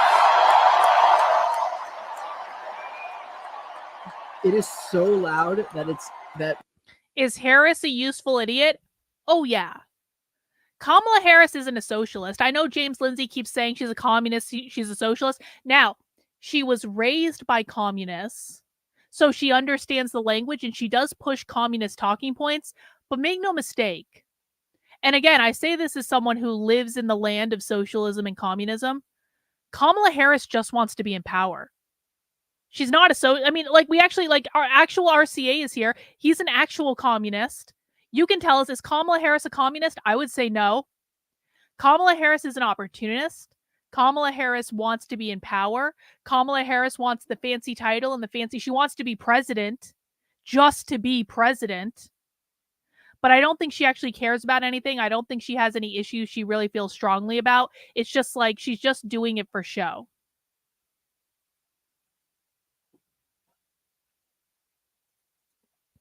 my earpiece is like doing something in my ear.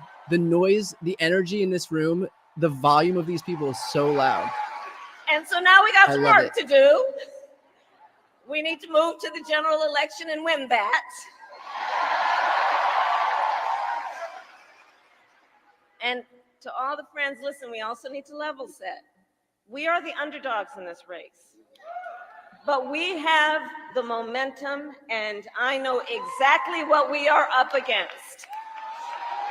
And she's going to be reiterating this point. We're the underdogs. We're the underdogs. We're the underdogs. We're the underdogs. Because the left cannot activate their base if they think that they're winning. The left needs to be the perpetual underdogs. This is why they're always in the struggle, the perpetual revolution.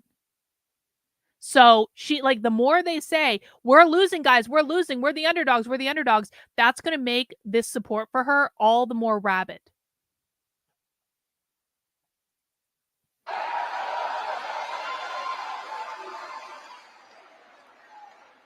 Now, many of you know, before I was elected vice president or elected a United States senator, I was an elected attorney general, and before that, elected district attorney.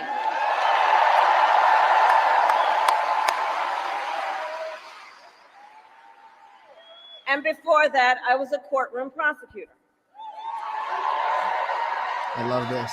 So in those roles, I took on perpetrators of all kinds. Same line she used in Atlanta. Predators who abused women. And I know Donald Trump is a perpetrator. He's a criminal. And blah, blah, blah, blah, blah, blah, blah, blah. This is not a good line, by the way. This is not a good talking point. Cheaters who broke the rules for their own gain. And I know Donald Trump is all of these things. So hear me when I say.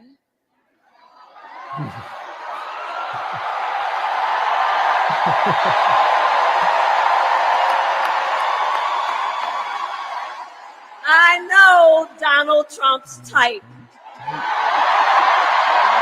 Lock him up. Lock him up. Lock him up. Oh, they didn't start cheering that time. They did it in Atlanta. There it is. Lock him up. Lock Let me- him let me up. just See? say- I told you. Let me Lock say- him up. Hold on. Lock him up. Hold on. This campaign, our campaign, is not just a fight against Donald Trump. Our campaign, this campaign, is a fight for the future. So smart. It's She's a doing fight for everything the she needs to future. do. So In smart. Pennsylvania, we fight for a future with affordable housing, affordable health care, affordable child care, paid leave. We fight for a future where we build a broad-based economy, where every American has the opportunity to own a home, to start a business, and to build wealth.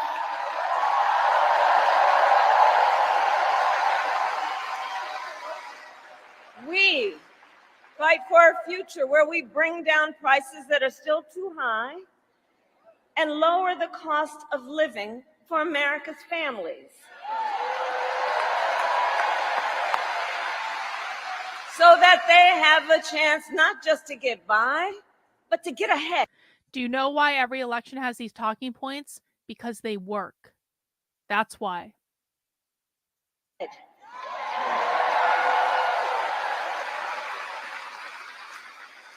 We fight for a future where we defend our most fundamental freedoms. The freedom to vote.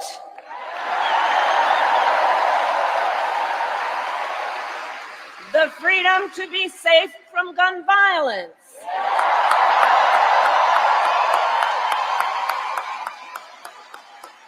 The freedom to love who you love openly and with pride.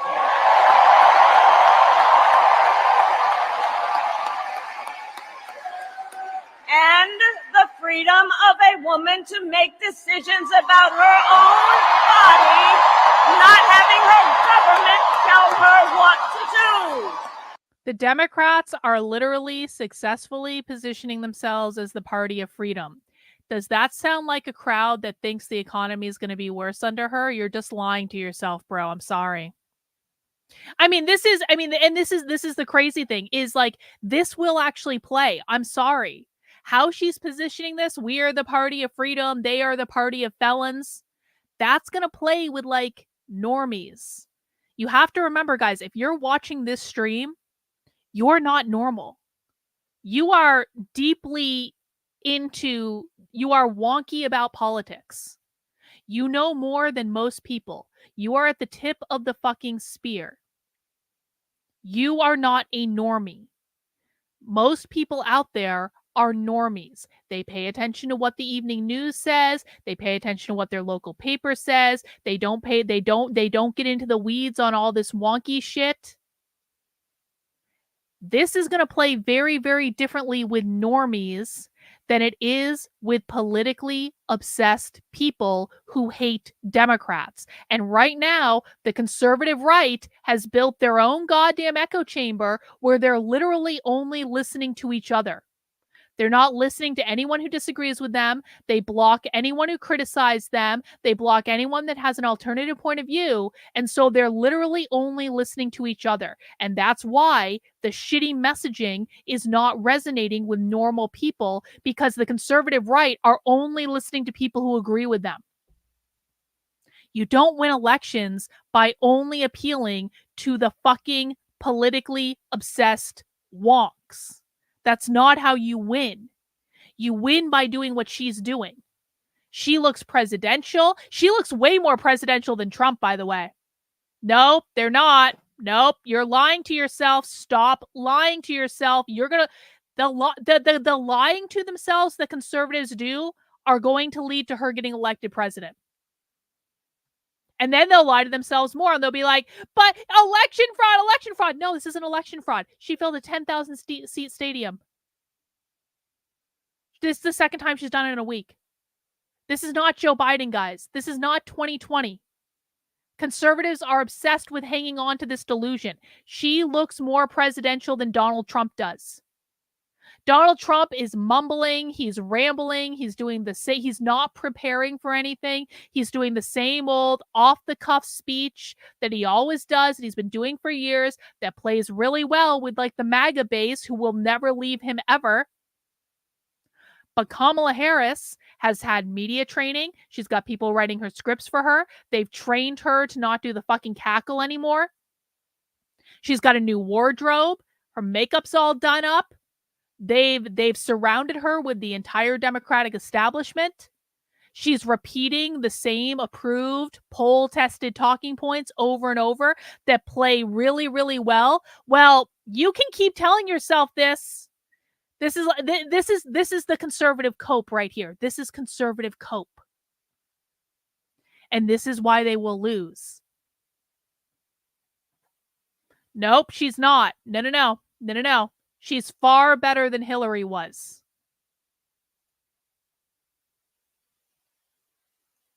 The Democrats love her. A lot of Democrats didn't even like Hillary. That's reality. I know because I was a Democrat and I was one of those Democrats that didn't like Hillary. But I voted for her but I had to work my way up to voting for her. I didn't want to do it. The Democrats right now love Kamala Harris because a lot of them were, quite frankly, really shocked at the state of Joe Biden in that debate he did with Donald Trump. They really didn't see it coming because their media had lied to them over and over and over again about Biden's health. And so they weren't excited about Joe Biden. They were like, Biden's going to lose. We're totally effed. And then Kamala Harris comes in to save the day. And so conservatives can keep saying all they want. Well, no one voted for her in the last primary. It doesn't fucking matter. Doesn't matter. This is not 2020. This is not the last time she ran. This is a completely different time. And now she is the younger Black woman that swooped in to rescue them from old, dementia-ridden Joe Biden. They couldn't be happier with this. And now they've polished her up. They've put the entire Democratic establishment behind her. They're giving her everything she needs. All she has to do is show up and follow instructions.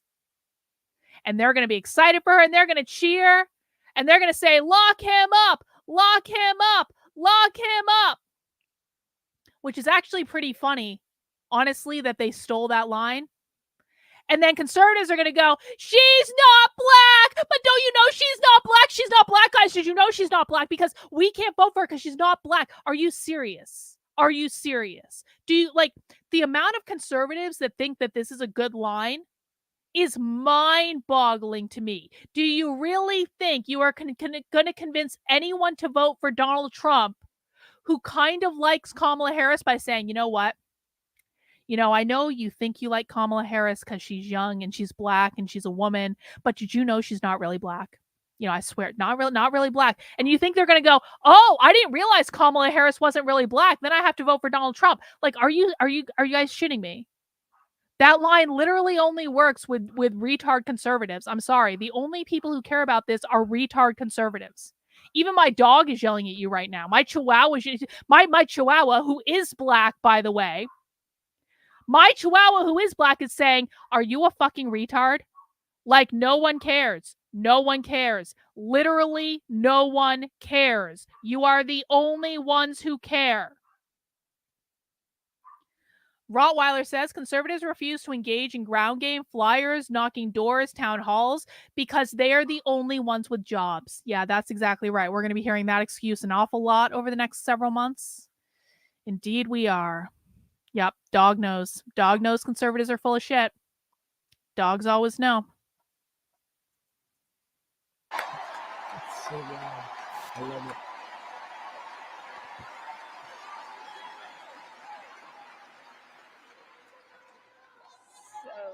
I love you too. So here's the thing.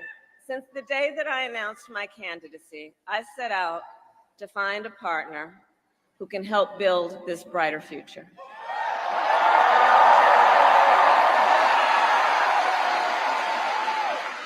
A leader who will help unite our nation and move us forward. A fighter for the middle class. A patriot who believes as I do in the extraordinary promise of America.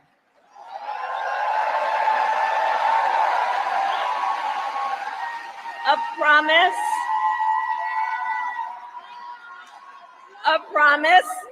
of freedom, opportunity, and justice, not just for some, but for all.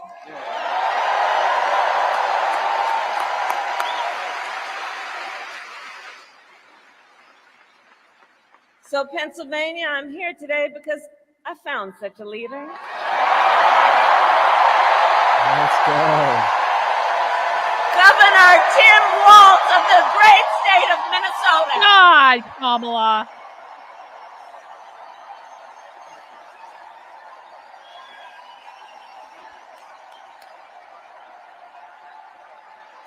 Look at him Here we kissing the go. ring. He Here we kissed him go. like, Kamala, thank you, Kamala. So, to those who know him best, Tim is more than a governor. To his wife, Gwen, he is a husband. To his kids, Hope and Gus, he is a dad. To his fellow veterans, he is Sergeant Major Walz. Let's go. You know that just makes Trump shit his pants right now. That he's on this ticket while he tries to frame himself as the military people man. of Southern Minnesota for 12 years, he was congressman. Hang on. Andrew's got a question. Got a lot of Andrews in the chat today for some reason. We have like 4 or 5 Andrews. They're going to win. Yeah, they probably are.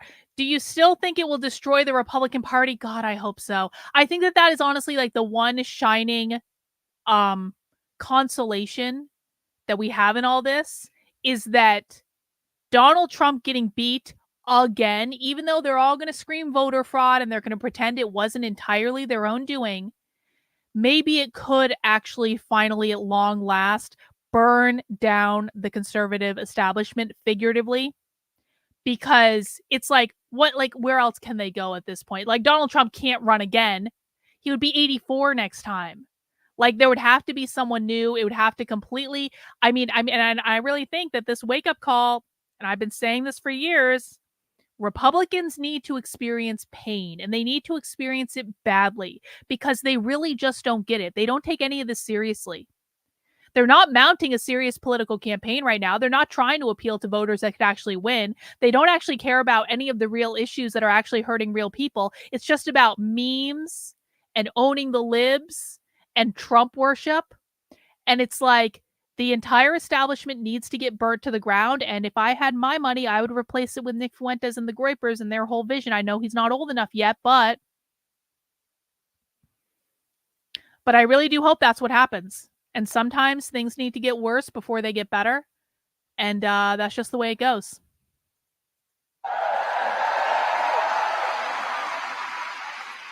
To his former high school students, he was Mr. Walz.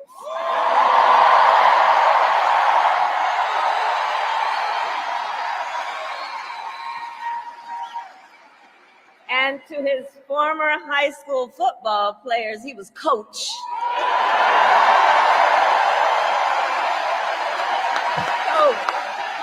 Coach. Yes, it would.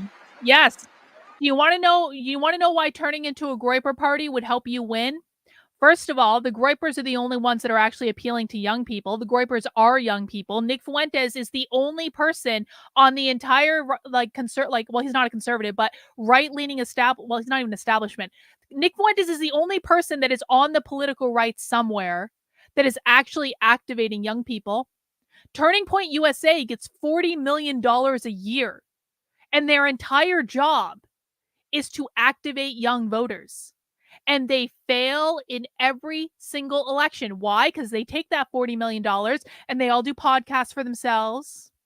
And they throw these massive parties and these big events where they do invite-only things to only their invited, chosen few.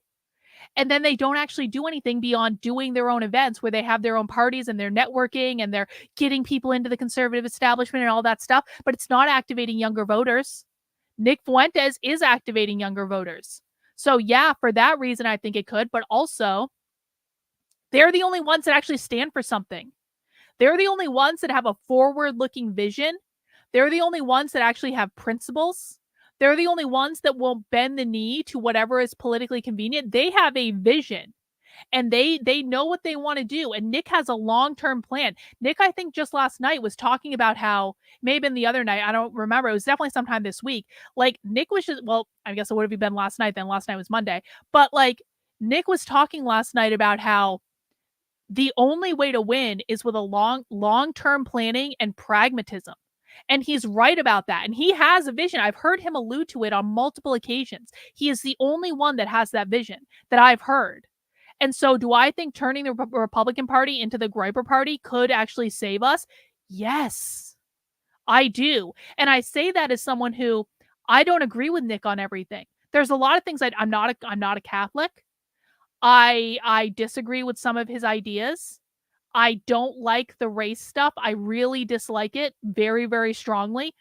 But sometimes you need to put disagreements aside and acknowledge that there is a bigger picture thing. And I believe the biggest obstacle we have in the way to defeating the left and actually preventing the country from becoming a socialist utopia is the conservative right, because they fuck everything up and they lose at every opportunity. They make every bad decision ever. They need to get burnt down. He's the only one that can do it. So yeah, I believe that he's our best option, honestly. Thank you for the super sticker, True Self. I do appreciate it. I've also got a Rumble rant from Marks Lives, $5. GOP just has to love Israel more. Yeah, that'll fix everything. That'll fix everything. Thank you, guys. And in 91 days,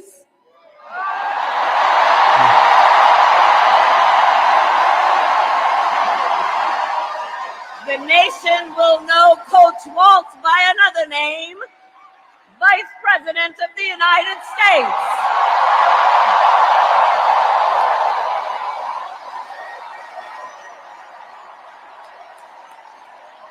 Damn.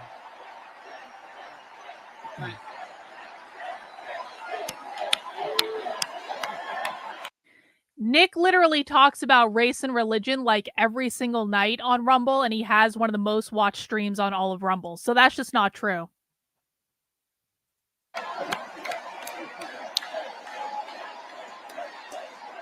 This is kind of amazing. So America, for some folks, they're just getting to know Coach Walz's story. And I'll tell you, he is the proud product of a middle-class family in rural Nebraska. He is a veteran who served our nation in uniform for more than 2 decades as a member of the Army National Guard, and he went to college on the GI Bill.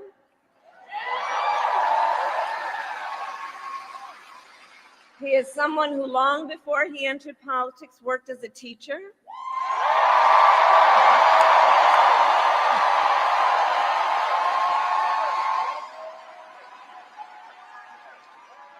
When Coach Walz and his wife Gwen 9 moved from his p.m., native not now, 9 Nebraska p.m. to Minnesota nearly 30 years ago, they both took jobs at the local high school. Coach Walz taught social studies, Gwen taught English.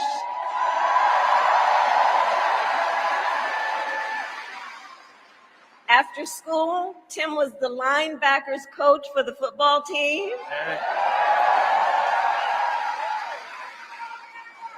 Where I've heard the stories about he had a knack for using the game of football to teach life lessons. He saw the potential in kids who sometimes didn't even see it in themselves.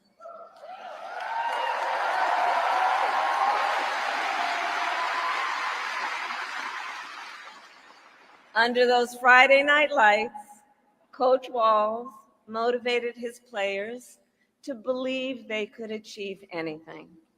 And together, they defied the odds, hear this out, going from a winless record to the school's first ever state championship.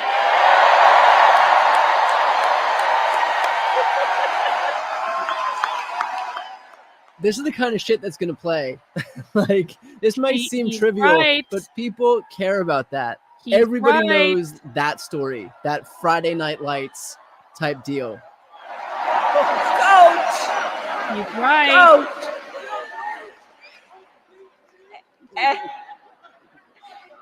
And I'll say and I'll add, Tim wasn't only a role model on the football field. Around that same time, Coach Walz was approached by a student in his social studies class. The young man was one of the first openly gay students at the school and was hoping to start a gay-straight alliance. At a Yes, this is so time, good. when acceptance was difficult to find for LGBTQ students, Tim knew the signal that it would send to have a football coach get involved. This is so good.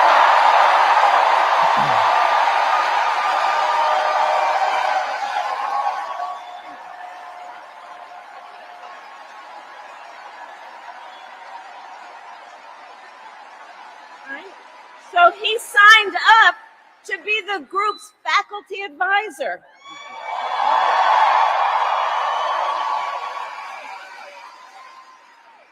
And as students have said, he made the school a safe place for everybody.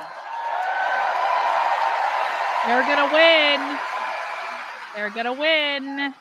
We are so far. In the high school yearbook, the students voted Coach Walz the, quote, most inspiring faculty member.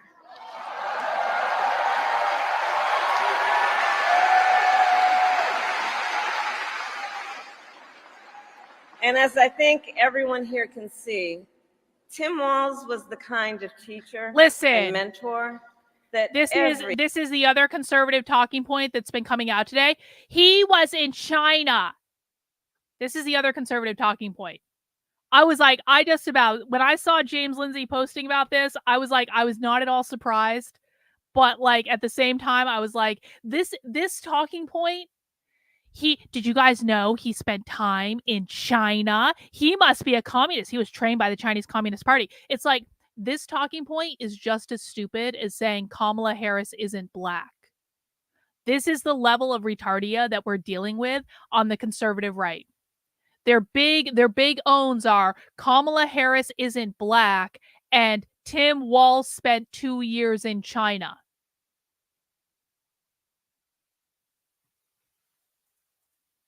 every child in America dreams of having. And that every kid deserves. The kind of coach, because he's the kind of person who makes people feel like they belong and then inspires them to dream big. And that's the kind of vice president he will be. let's go. And that's the kind of vice president America deserves.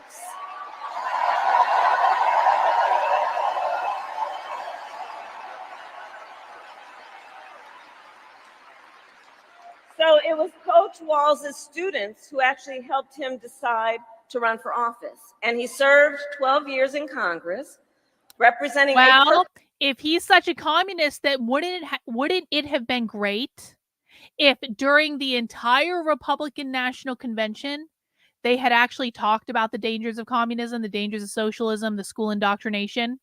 But I watched the entire Republican National Convention from start to finish every day.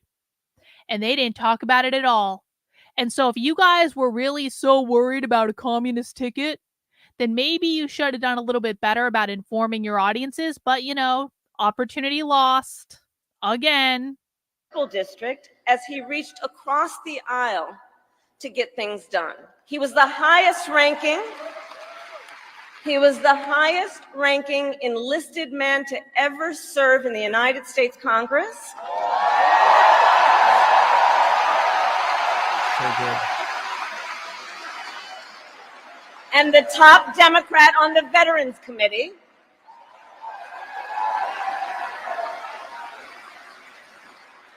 And he was known as one of Capitol Hill's best marksmen, winning a bipartisan sharpshooting contest year after year.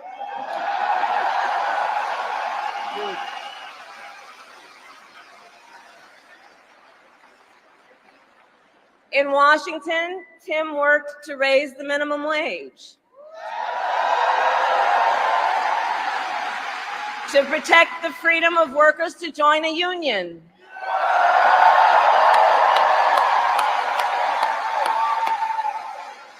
and he cast one of the critical votes to pass the Affordable Care Act.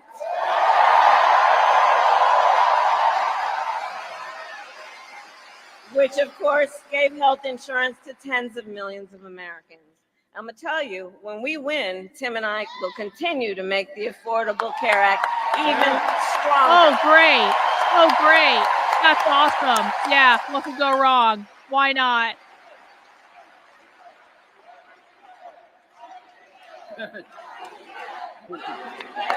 He will win.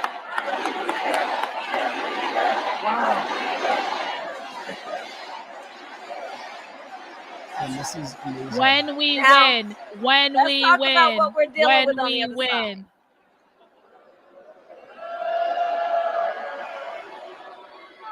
So on that last topic, if Donald Trump gets the chance, he will end the Affordable Care Act and take us back to a time when insurance companies had the power to deny people with pre-existing conditions. You remember what that was like? Children with asthma, breast cancer survivors, grandparents with diabetes. Well, Governor Walz and I will not let that happen. Listen. Hang on. Listen. When you guys say that obviously white men hate white people, you look ridiculous. And it also doesn't articulate the grievances that you actually have. If you guys found a better way of explaining what your grievances were, which I understand now, but refuse to even consider for years and years and years because you guys did such a shitty job of explaining what you actually believe. If you actually pragmatically explained what your grievances were instead of just saying, they hate white people, you would have so many more people on your side. And it's really a shame. It's like, talk about lost opportunities. Because you have some legitimate grievances around the race stuff, but no one can even consider them because you make, and I'm trying to help you, Andrew, and I like you because you've been hanging around in my chat. You're not causing trouble or anything, but I'm trying to help you guys. You will get more people on your side if you stop doing this bullshit.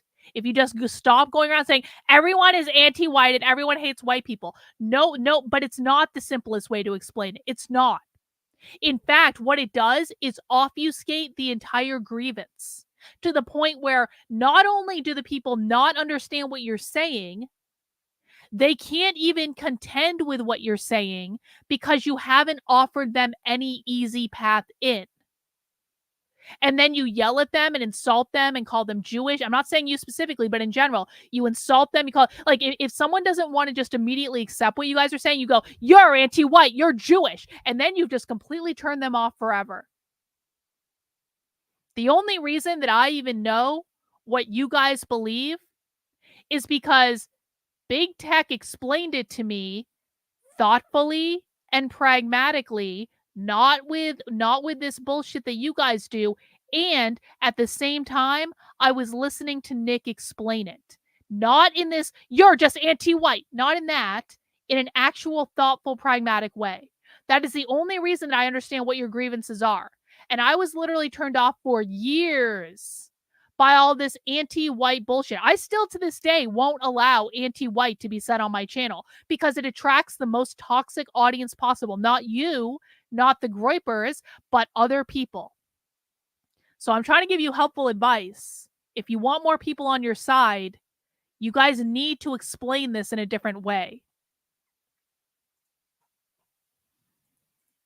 Because we believe healthcare should be a right and not just a privilege for those who can afford it.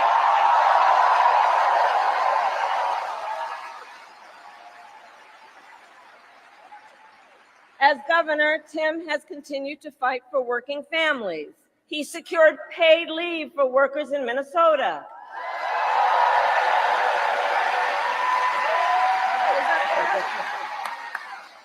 And he refused he refused as governor to allow any student in their public schools to go hungry. So he made school breakfast and lunch free for every child.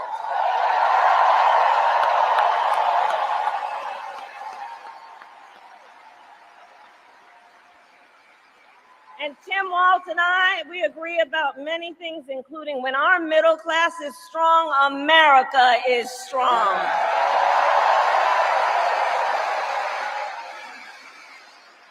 And strengthening the middle class will be my defining goal as I am President of the United States. Let's go. Wow. Trump So isn't saying Pennsylvania, that. ours is a fight for the Listen, future. Trump, when Trump is giving speeches, Trump is saying immigration's bad. Well, illegal immigrants bad. Illegal immigrants bad. We need to shut down the border. Illegal immigrants bad. When Kamala is campaigning, she says, I'm going to protect freedom and I'm going to strengthen the middle class. Which do you think is a more salient talking point right now? You want to talk about inflation and how people are struggling financially? Which message are they going to gravitate to? Are they going to gravitate to Trump complaining about illegal aliens in a long and rambling speech in which he's not even being coherent with how he's explaining it? I'm not saying people don't care about the border stuff, but if they have to choose between a long and rambling speech from Trump talking about illegal immigration and Kamala Harris calmly saying, I'm going to protect your freedom and I'm going to strengthen the middle class. And it is my number one priority as president to strengthen the middle class. And that's what we're going to do. They're going to gravitate to Kamala. And anyone who says otherwise was never going to vote for Kamala anyway. You're not an independent. You're not a disaffected lefty. You're not a libertarian. You're not any of these things that are anything other than the Trump base. The only people who don't respond to that messaging are people who are die-hard Trump cultists. I'm sorry. This is just reality.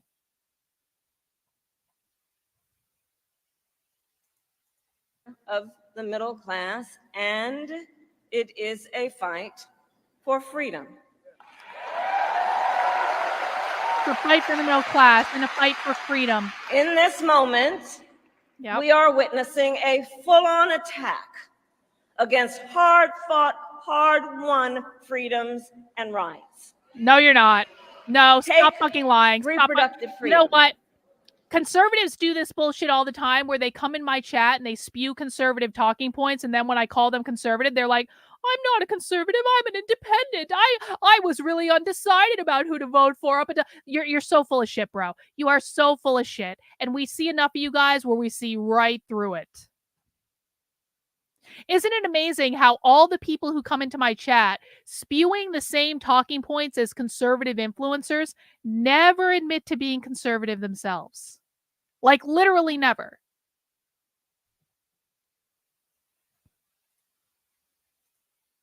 Now think about this. Donald Trump said he wants to punish women. And as a result of his actions, today in America, 1 out of 3 women live in a state with a Trump abortion ban. 1 out of 3. Trump abortion ban. A fucking Some of Trump these bans abortion go back ban? to the 1800s. God damn it. Even before women had a right to vote. Think about that.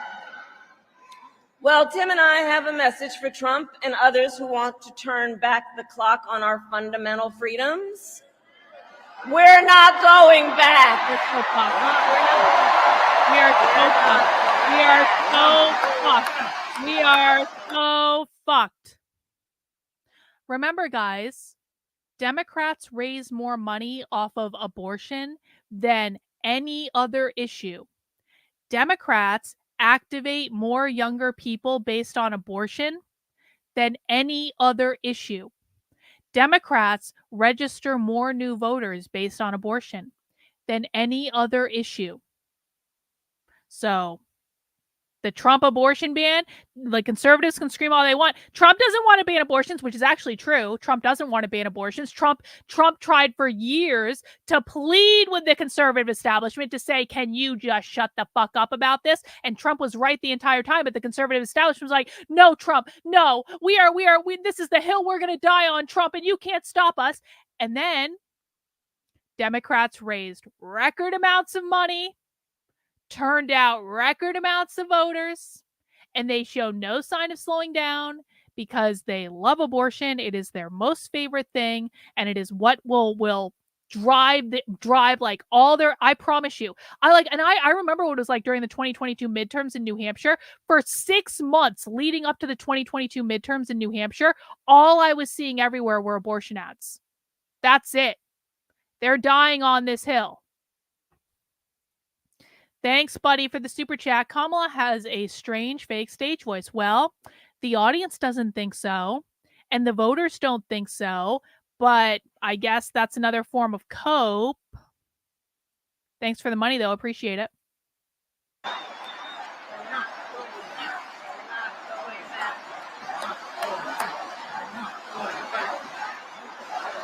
Wait, did he seriously? This is so good. We're not going back. And so let me say about Tim Walz. Oh, yeah? Oh, yeah? I'm stuck in my own bubble? What is my bubble, bro? Do you even know? Do you have any idea what my political views are, or are you just spewing bullshit in the chat?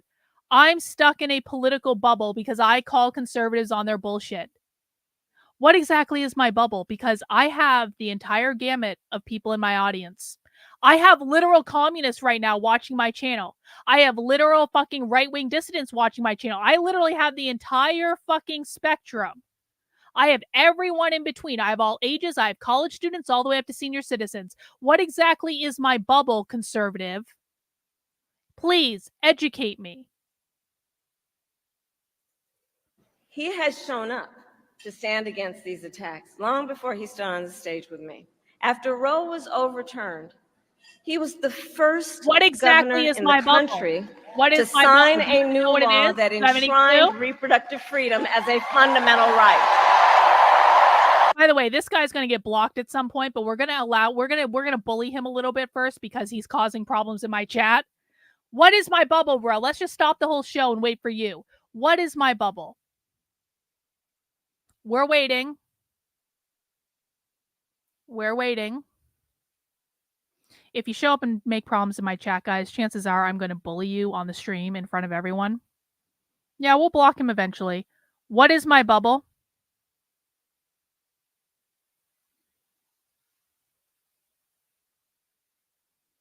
Please educate me on who my audience is and what I listen to.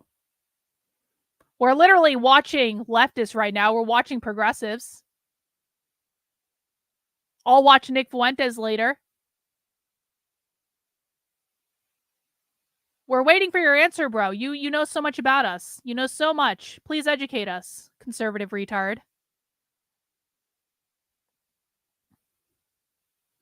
Look, those big conservatives, always so quick to decide. This is another reason we know you can only perceive me as being conservative because you imagine someone being independent and supporting Trump. Yeah, okay. So you have no fucking clue. You are not smart enough to be here. And now you're going to be removed because you don't know what you're talking about and you're just whining in my chat. Goodbye. He's just mad. Exactly. He's just mad because he doesn't like what I'm saying. And with Tim Walz by my side when I am president of the United States and we win majorities in the United States Congress, we will pass a bill to restore reproductive freedom, and I will proudly sign it into law. Let's go. Hang on. Do I think the commie revolution will be expedited or no, it's going to continue. Listen, the timeline for the commie takeover is going to be about 10 to 15 years. And that's kind of true regardless. And it has to do with external factors because the way the communists are going to win, it actually doesn't have anything to do with who's the president. So how they win is through institutional power and taking over institutions and driving cultural change. That's actually much bigger than the presidency. So it's kind of one of those things where it's just going to keep chugging along just like it has been for the last century. It'll be easier for them to like get away with nonsense under Kamala, but I don't actually think it's going to speed it up all that much. I do think it'll make things more painful, but it's kind of one of those things where like I don't think the increased pain will actually expedite the process. I just think it'll be more painful. I don't know if I'm explaining that well. I'll have to think about how to articulate that a little bit better. Yeah, politics are downstream from culture. Kamala is an outcome of this. She's not the cause of this. She's just something that's shown up like as a symptom.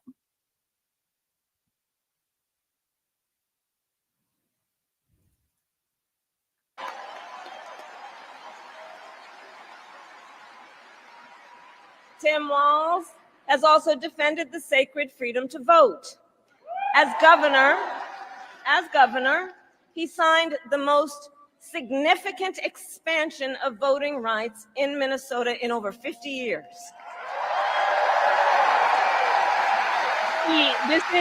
This is the new conservative cope. We're going to be seeing a lot of this. Last week it was she bussed homeless people into her rally in Atlanta and they were only there for a free concert. And this week it's that she's in Philadelphia, but she couldn't do this in any other part of Philadelphia. Do you know why she can't pull that type of crowd in Scranton? Because no one lives in Scranton. I've been to Scranton. There's no arena in Scranton. There's no crowd in Scranton. There's no venue that she could have this at. That's why she can't do it in Scranton. But this is like the biggest, the vote that Pennsylvania will be won in Philadelphia and Pittsburgh. And that's it. Because the majority of the population is in Philadelphia and fucking Pittsburgh.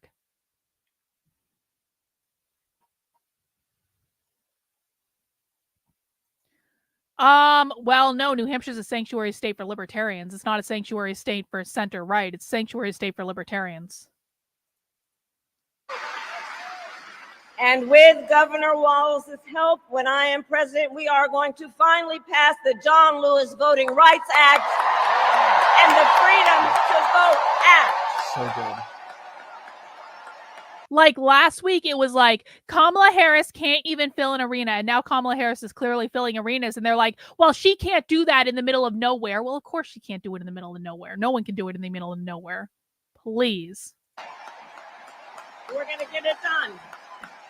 Hang on. Super chat. Elena over in the UK. On what party's watch do you think commies will do their final takeover? I don't actually think it matters. I don't know. That's a good question. I'm not sure it matters.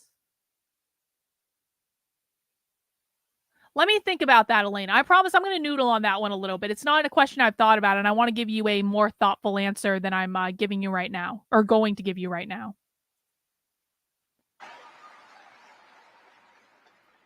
So Tim is a hunter and a gun owner who believes, as the majority of gun owners do, that we need reasonable gun safety laws in America.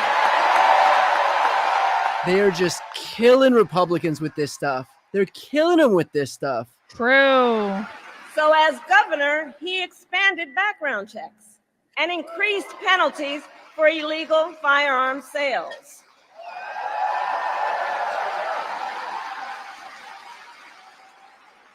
And together, when we win in November, we are finally going to pass universal background checks, red flag laws, and an assault weapons ban. Not in New Hampshire, you won't. Go. We've nullified all federal By the gun way, laws in universal New background Hampshire. checks supported by like 80 or 90% of How does Americans. work? Tim, the way I think about it, he really does shine a light on a brighter future that we can build together. In his state, he has been a model chief executive, and with his experience, So I'm telling you, Tim Walz will be ready on day one.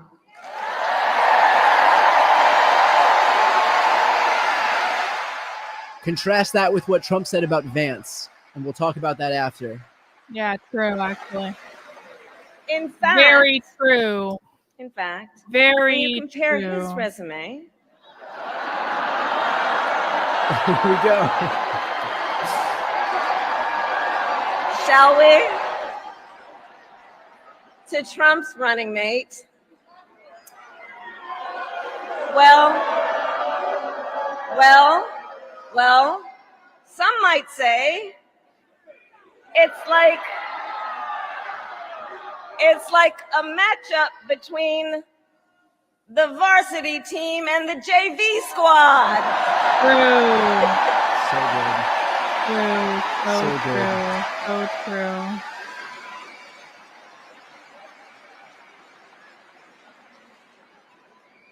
So, Pennsylvania, ultimately in this election, we each face a question. What kind of country do we want to live in? A country of freedom, compassion, and rule of law, or a country of chaos, fear, and hate? And here's the beauty of our democracy. We each have the power to answer that question. We each have the power to answer that question. The power is with the people.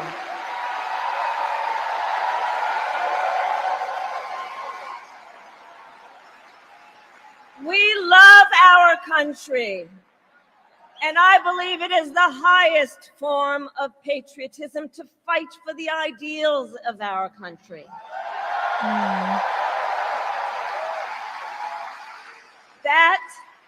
That is how we preserve the promise of America. And after all, you know, the promise of America is what makes it possible for two middle-class kids, one a daughter of Oakland, California, who was raised by a working mother, the other a son of the Nebraska plains who grew up working on a farm.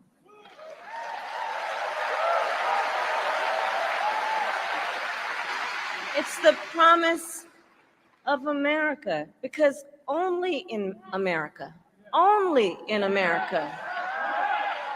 is it possible for them together to make it all the way to the White House.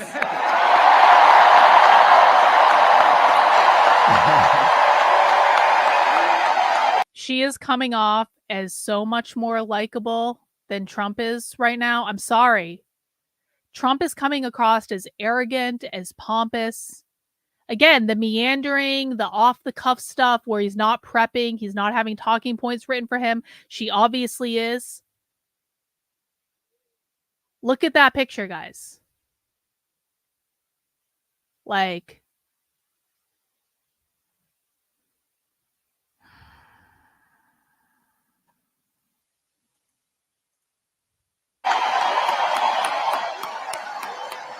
Only in America. Only in America. Only in America.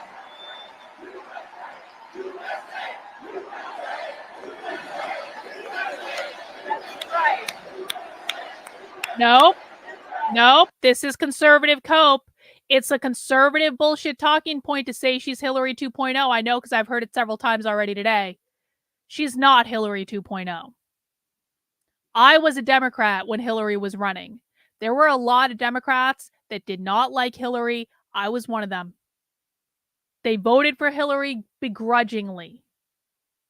This is not the same thing at all. It's only conservatives who believe it's the same thing. She will legitimately win with no fraud. Now, they're probably going to cheat too, but they're not going to need to cheat because Trump and his campaign advisors and the Republican Party are fucking this up so badly.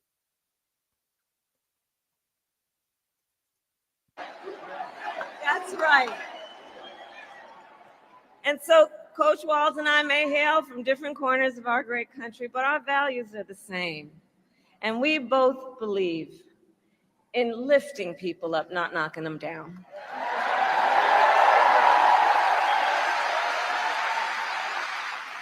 He and I, we both know the vast majority of people in our country have so much more in common than what separates them.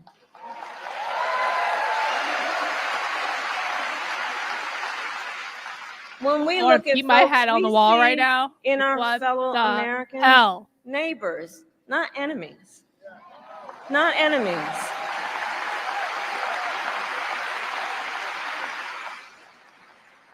And so my promise to you is this. Our campaign will reach out to everyone, from red states to blue states, from the heartland to the coast, in rural, urban, suburban, and tribal communities.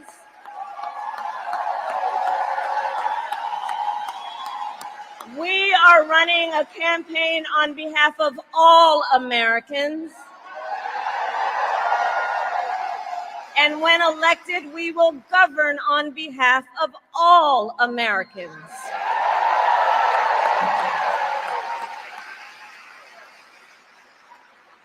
And so, with Tim Walz by my side. And guys, keep in mind too, they haven't even, this is exactly what I was just going to say, Illustration Station. This is not even their convention. Their convention's coming up. We're going to cover the whole thing. I'll watch the whole thing just like I did the RNC. I'll have a lot of alcohol. She's going to get a massive bump coming out of the convention. So this isn't even, we're not even into prime time yet with this. And with all of you at our side, let us fight for the promise of our future. When is that coming up? Is that like next week? Or and with that, I ask Pennsylvania, are you ready to make your voices heard? Do we believe in freedom? Do we believe in opportunity? Do we believe in the promise of America? No. And are we ready to fight for it? And when we fight, we win. And now, welcome the next Vice President of the United States, Tim Walz. Let's go. This is wild. Wow. Should we make his slogan "Build the Walls"? Like, literally, all this guy needs to do is be like a coherent, well-spoken, likable old man. That's all he needs to do. He needs to be like, kind of like the grandpa. I mean, I think he looks younger, or I think he looks older than he actually is. But he needs to be like likable, but he needs to like make sense about things. He needs to be like the uncle at the family reunion that like you like hanging out with and having a couple beers with, and explains things in a way that are common sense, and like he can speak coherently. That's all he needs to do, guys. That's it.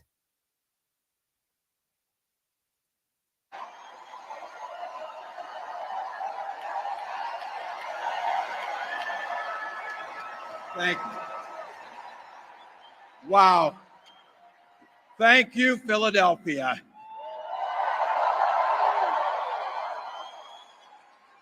Thank you, Madam Vice President, for the trust you put in me, but maybe more so, thank you for bringing back the joy.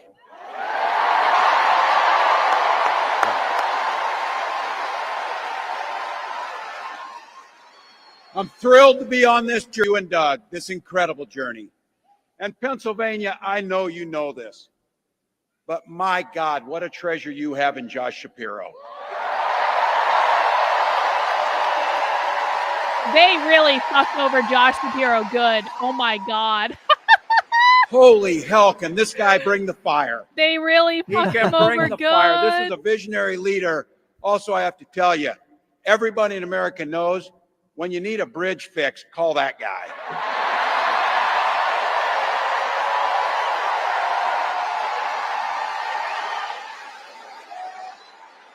And I think sometimes we forget, and you see people a little one-dimensional, but seeing a guy who cares so deeply about his family, a man with compassion, vision, and I'll have to tell you this, I know this from experience, there is no one you would rather go to a Springsteen concert in Jersey with than him, than that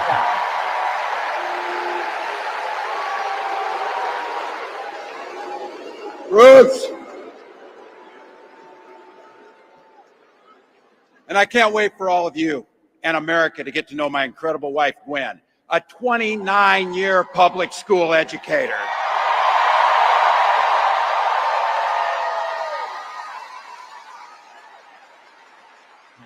Don't ever underestimate teachers. If this isn't the most likable guy in the world. Yep. And our two beautiful kids, Hope and Gus. I couldn't be prouder to be on this ticket and to help Vice President Harris become what we all know is very, very good for us to think about. Next President of the United States of America.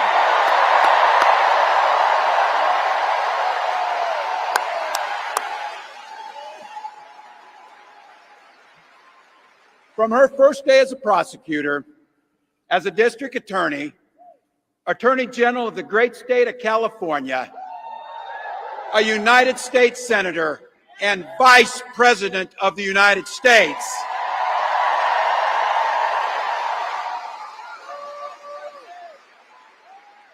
The only people who think this are MAGA cultists. I promise you guys, I know that a lot of you are voting for Donald Trump, but I promise you, literally the only people who are watching this right now and thinking they suck, they're inauthentic and phony, are people who hate them, we're never going to vote for them anyway, and are just MAGA cultists that are seething over the fact that this is a better campaign.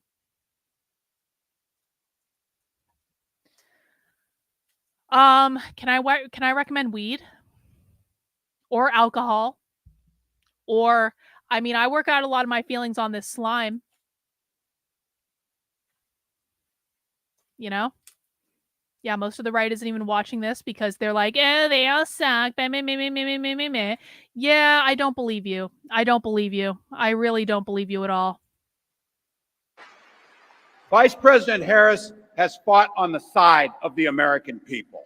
Oh, you're a teenager? Never mind.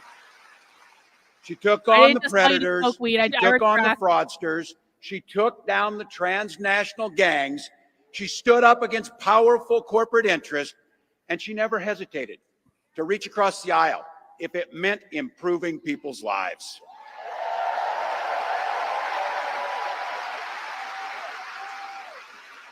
And I want all of you to hold this and don't ever underestimate the power of this. She does it all with a sense of joy.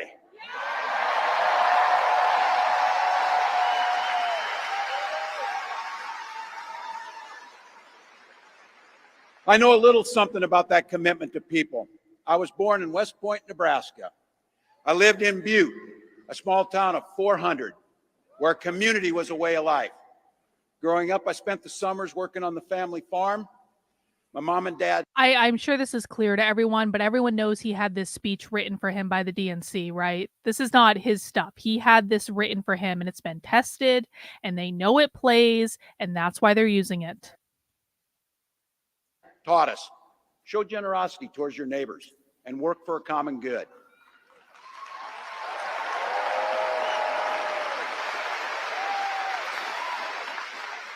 So good. My dad served in the Army during the Korean War. With his encouragement, at 17, I joined the Army National Guard.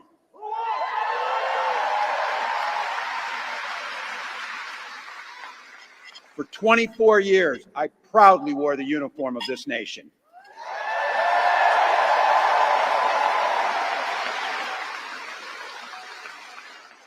The National Guard gave me purpose. It gave me the strength of a shared commitment to something greater than ourselves. And just as it did for my dad and millions of others, The GI Bill gave me a shot at a college education.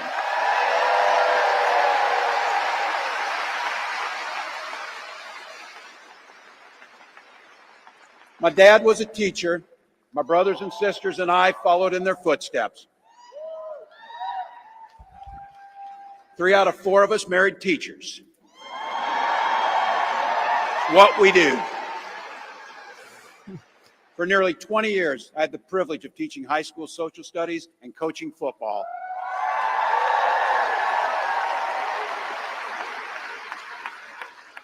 Including winning that state championship. Thank you. Don't ever close the yearbook. Don't ever. But it was my students. They encouraged me to run for office. They saw in me what I was hoping to instill in them, a commitment of common good, a belief that one person can make a difference. So in 2006, I took a leap and I ran for Congress.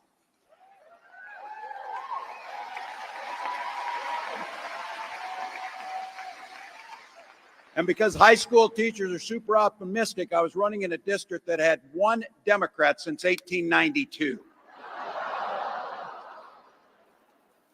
Well, my neighbors graced me with an opportunity to represent them in the United States House of Representatives.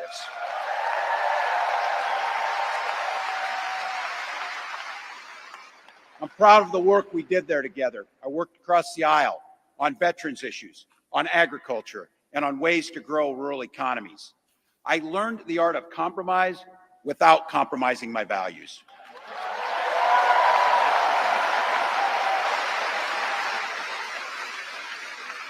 And now, as governor of the great state of Minnesota, I bring those experiences to bear in tackling the challenges that are facing our great state. Minnesota's strength comes from our values, our commitment to working together, to seeing past our differences, to always being willing to lend a helping hand. Those are the same values I learned on the family farm and tried to instill in my students. I took it to Congress and to the state capitol, and now Vice President Harris and I are running to take those very values to the White House.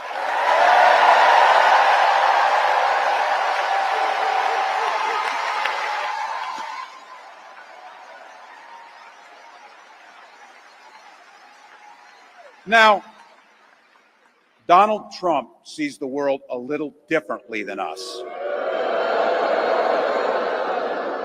First of all, he doesn't know the first thing about service.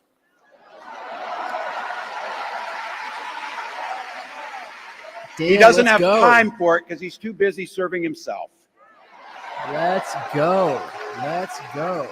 Again and again and again, Trump weakens our economy to strengthen his own hand. He mocks our laws. He sows chaos and division. And that's to say nothing of his record as president. He froze in the face of the COVID crisis. He drove our economy into the ground. And make no mistake, violent crime was up under Donald Trump. Let's go. So good. Exactly what he needs to be saying.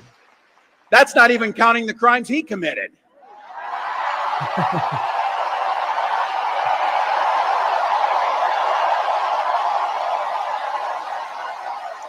Yep.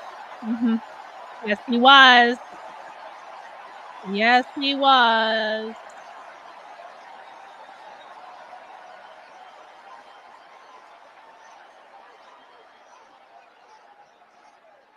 You know, some of us Lock him up. are, Lock him up. Lock him up. some of us in here are old enough to remember. I see you down there. I see those old white guys. Some of us are old enough to remember when it was Republicans who were talking about freedom. It turns out now what they meant was the government should be free to invade your doctor's office. And he's killing it right now. This is exactly In Minnesota, what he we needs to respect say. our neighbors and their personal choices that they make. For the record, I wish I could be famous on the internet with 3 million subscribers, and literally all I need to do is like sit here and watch speeches and go, this is just fantastic. This is exactly what he needs to say. Why can't I be famous for doing that? Because I piss too many people off. That's why he's more famous. He just sits there and goes, this is great. Even Guys, if we this is wouldn't make the great." same choice for Yeah, I need ourselves, to grip there's better. a golden rule. Mind your own damn business. True. I need to drink better.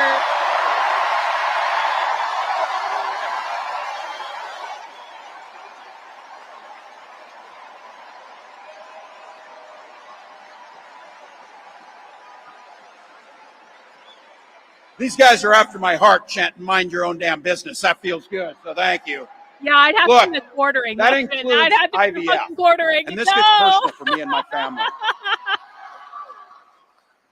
When my wife and I decided to have children, we spent years going through infertility treatments. And I remember praying every night for a call for good news. The pit in my stomach when the phone rang, and the agony when we heard that the treatments hadn't worked. So it wasn't by chance that when we welcomed our daughter into the world, we named her Hope.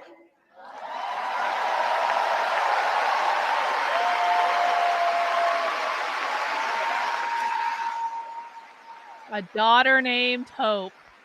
When Vice President and I talk about freedom, we mean the freedom to make your own healthcare decisions.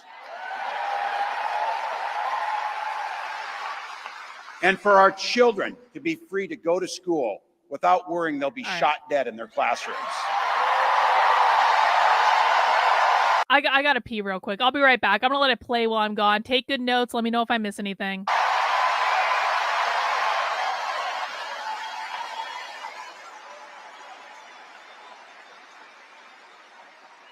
By the way, as you heard, I was one of the best shots in Congress, but in Minnesota, we believe in the Second Amendment, but we also believe in common sense gun violence laws.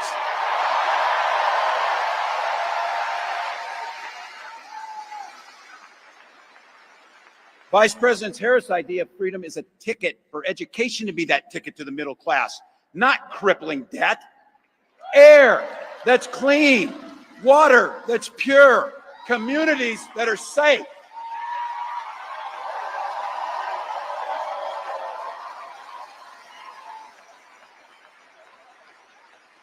A place where we settle our political differences not through violence, but with our votes.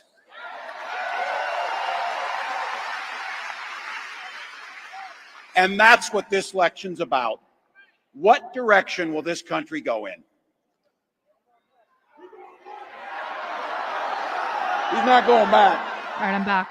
Well, Donald Trump would damn sure take us backwards. Let's be clear about that. Did I miss anything? And don't believe him when he plays dumb. He knows exactly what Project 2025 will do to restrict our freedom. God! Ah! This is exactly what he needs to say. When he plays dumb, exactly. To rig the economy to help the super rich. If Trump gets a chance to return, he's going to pick up exactly where he left off 4 years ago. Only this time, it will be much, much worse. Raising costs on middle-class family. He will repeal the Affordable Care Act, no doubt about it. He'll gut Social Security and Medicare. And when somebody tells you they believe him. He said he'd ban abortion across this country, and he'll do it, whether or not Congress is there or not. He actually didn't say that, but okay. Doesn't Donald really Trump's matter. not fighting for you or your family. Doesn't really matter. He never sat at that kitchen table like the one I grew up at, wondering how we were going to pay the bills. He sat at his country club up in Mar-a-Lago, wondering how he can cut taxes for his rich friends. Yep. And I got to tell you, Damn. his running mate shares his dangerous and backward agenda for this country.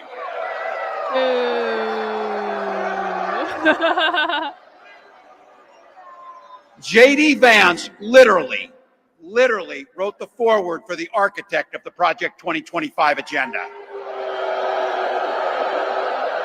Hang on. We got a super chat coming in from Jen. Thank you, Jen. Dr. K, I was talking to my pop about how America has sorely missed a president or vice president with military experience in their background. Well, they have one. They have a candidate now, don't they? They have a candidate now, don't they? Thank you, Jen. I appreciate it. Like all regular people I grew up with in the heartland, JD studied at Yale, had his career funded by Silicon Valley billionaires, and then wrote a bestseller trashing that community. Come on. That's not what middle America is. But okay. And I got to tell you, Doesn't really I can't matter. wait to debate the guy.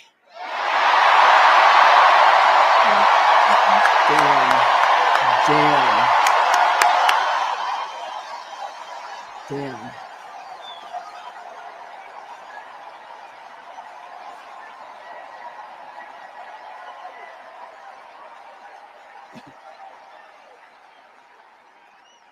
That is if he's willing to get off the couch and show up. So, Oh my God. you see what I did there? Wow! Wow! Oh my God! Oh God! He just nuked JD Vance from orbit.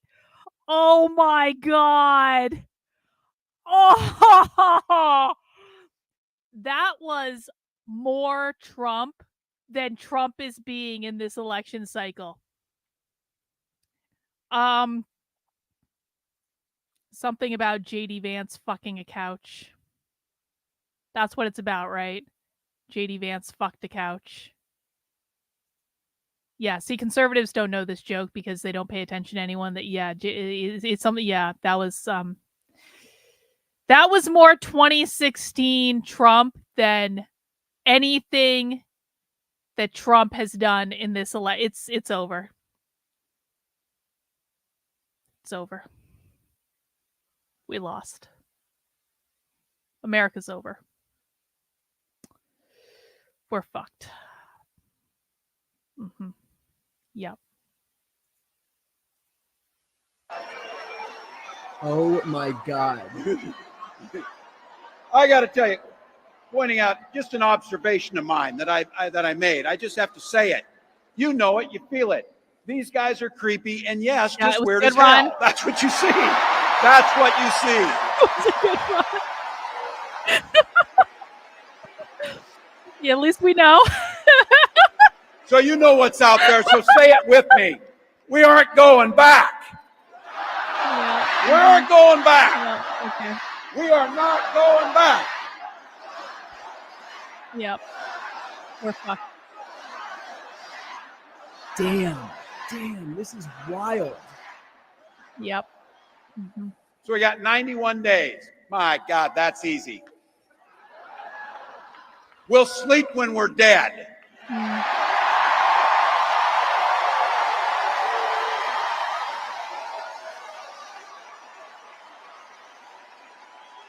Over those next 91 days and every day in the White House, I'll have Vice President Harris's back every single day. And we'll have yours.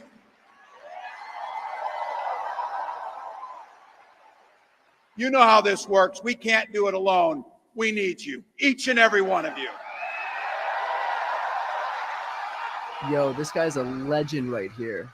This is Go over to so KamalaHarris.com, get on board, because we need you. Freedom to make our own choices. This leader, this compassionate, careful, joyous leader believes in each and every one of you.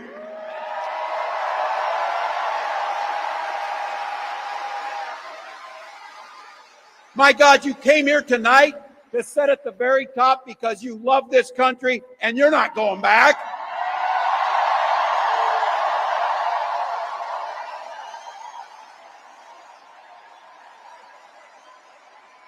She believes in the opportunity for every single person to join the middle class. She believes in the promise of America. We just got to fight. We just got to fight. Yeah, we're fucked. Because as soon to be President Harris says, when we fight, we win. Win.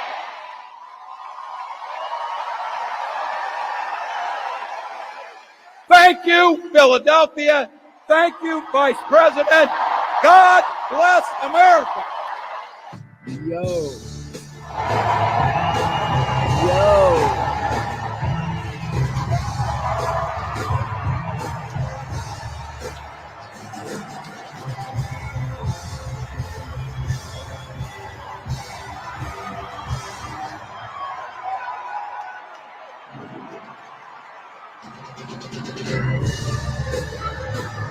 There's Doug Emhoff. There's Gentleman.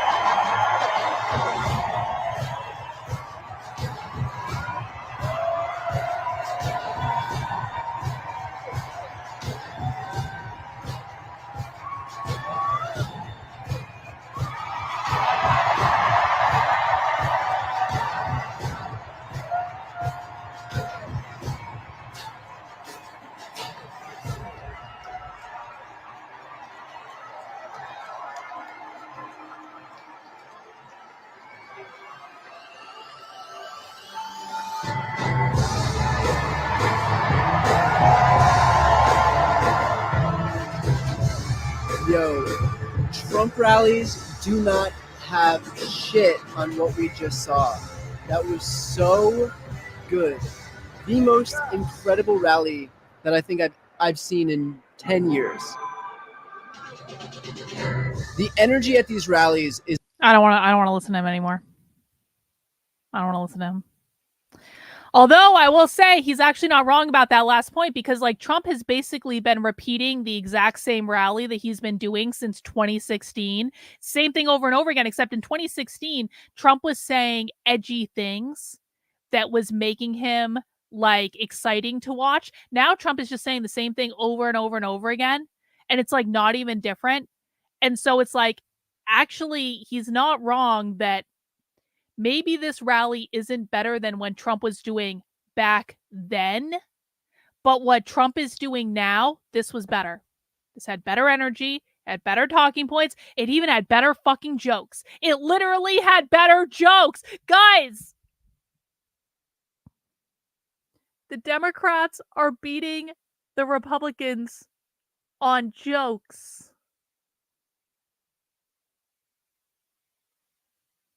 It's over. We lost. We're all fucked. We're all completely fucked. And conservatives don't listen, and they're not paying attention. And Trump has horrible, horrible campaign advisors.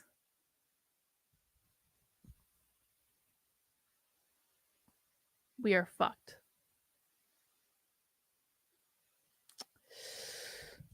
Well, you know, there is something to be said about accelerationism. There is something to be said about things getting worse before it gets better. We're going to have to put up with a lot of retarded conservative cope over the next 3+ months. That's probably going to be the worst thing for me. That's going to be the worst part for me, is just the epic amount of conservative cope, the talking points from conservatives that I even see them in my chat right now, and I'm just like, I can't. Because there's no use in even explaining this to conservatives anymore. It's like they just don't listen. They don't listen. They make shit up. They're not hinged into reality. They're coping. Like, it's the same talking points over and over and over again. I just want to beat my head against the wall. Honestly, I want to go up to the wall and be like, just kill me now. Kill me now.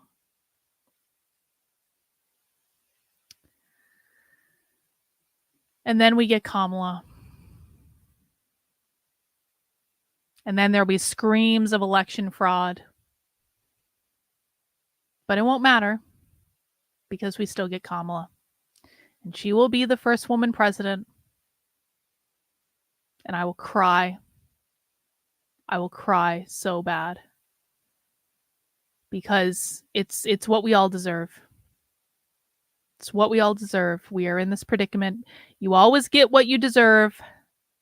Regardless of whether it's what you want, you don't get what you want, you get what you deserve.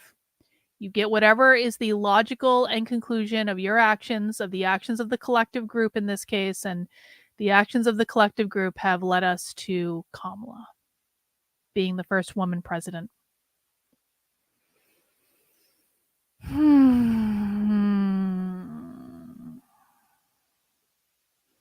Well, I'm going through a range of emotions right now. I'm going through grief and anger, and I think I've kind of skipped over bargaining. I know there's no use in bargaining. Disillusionment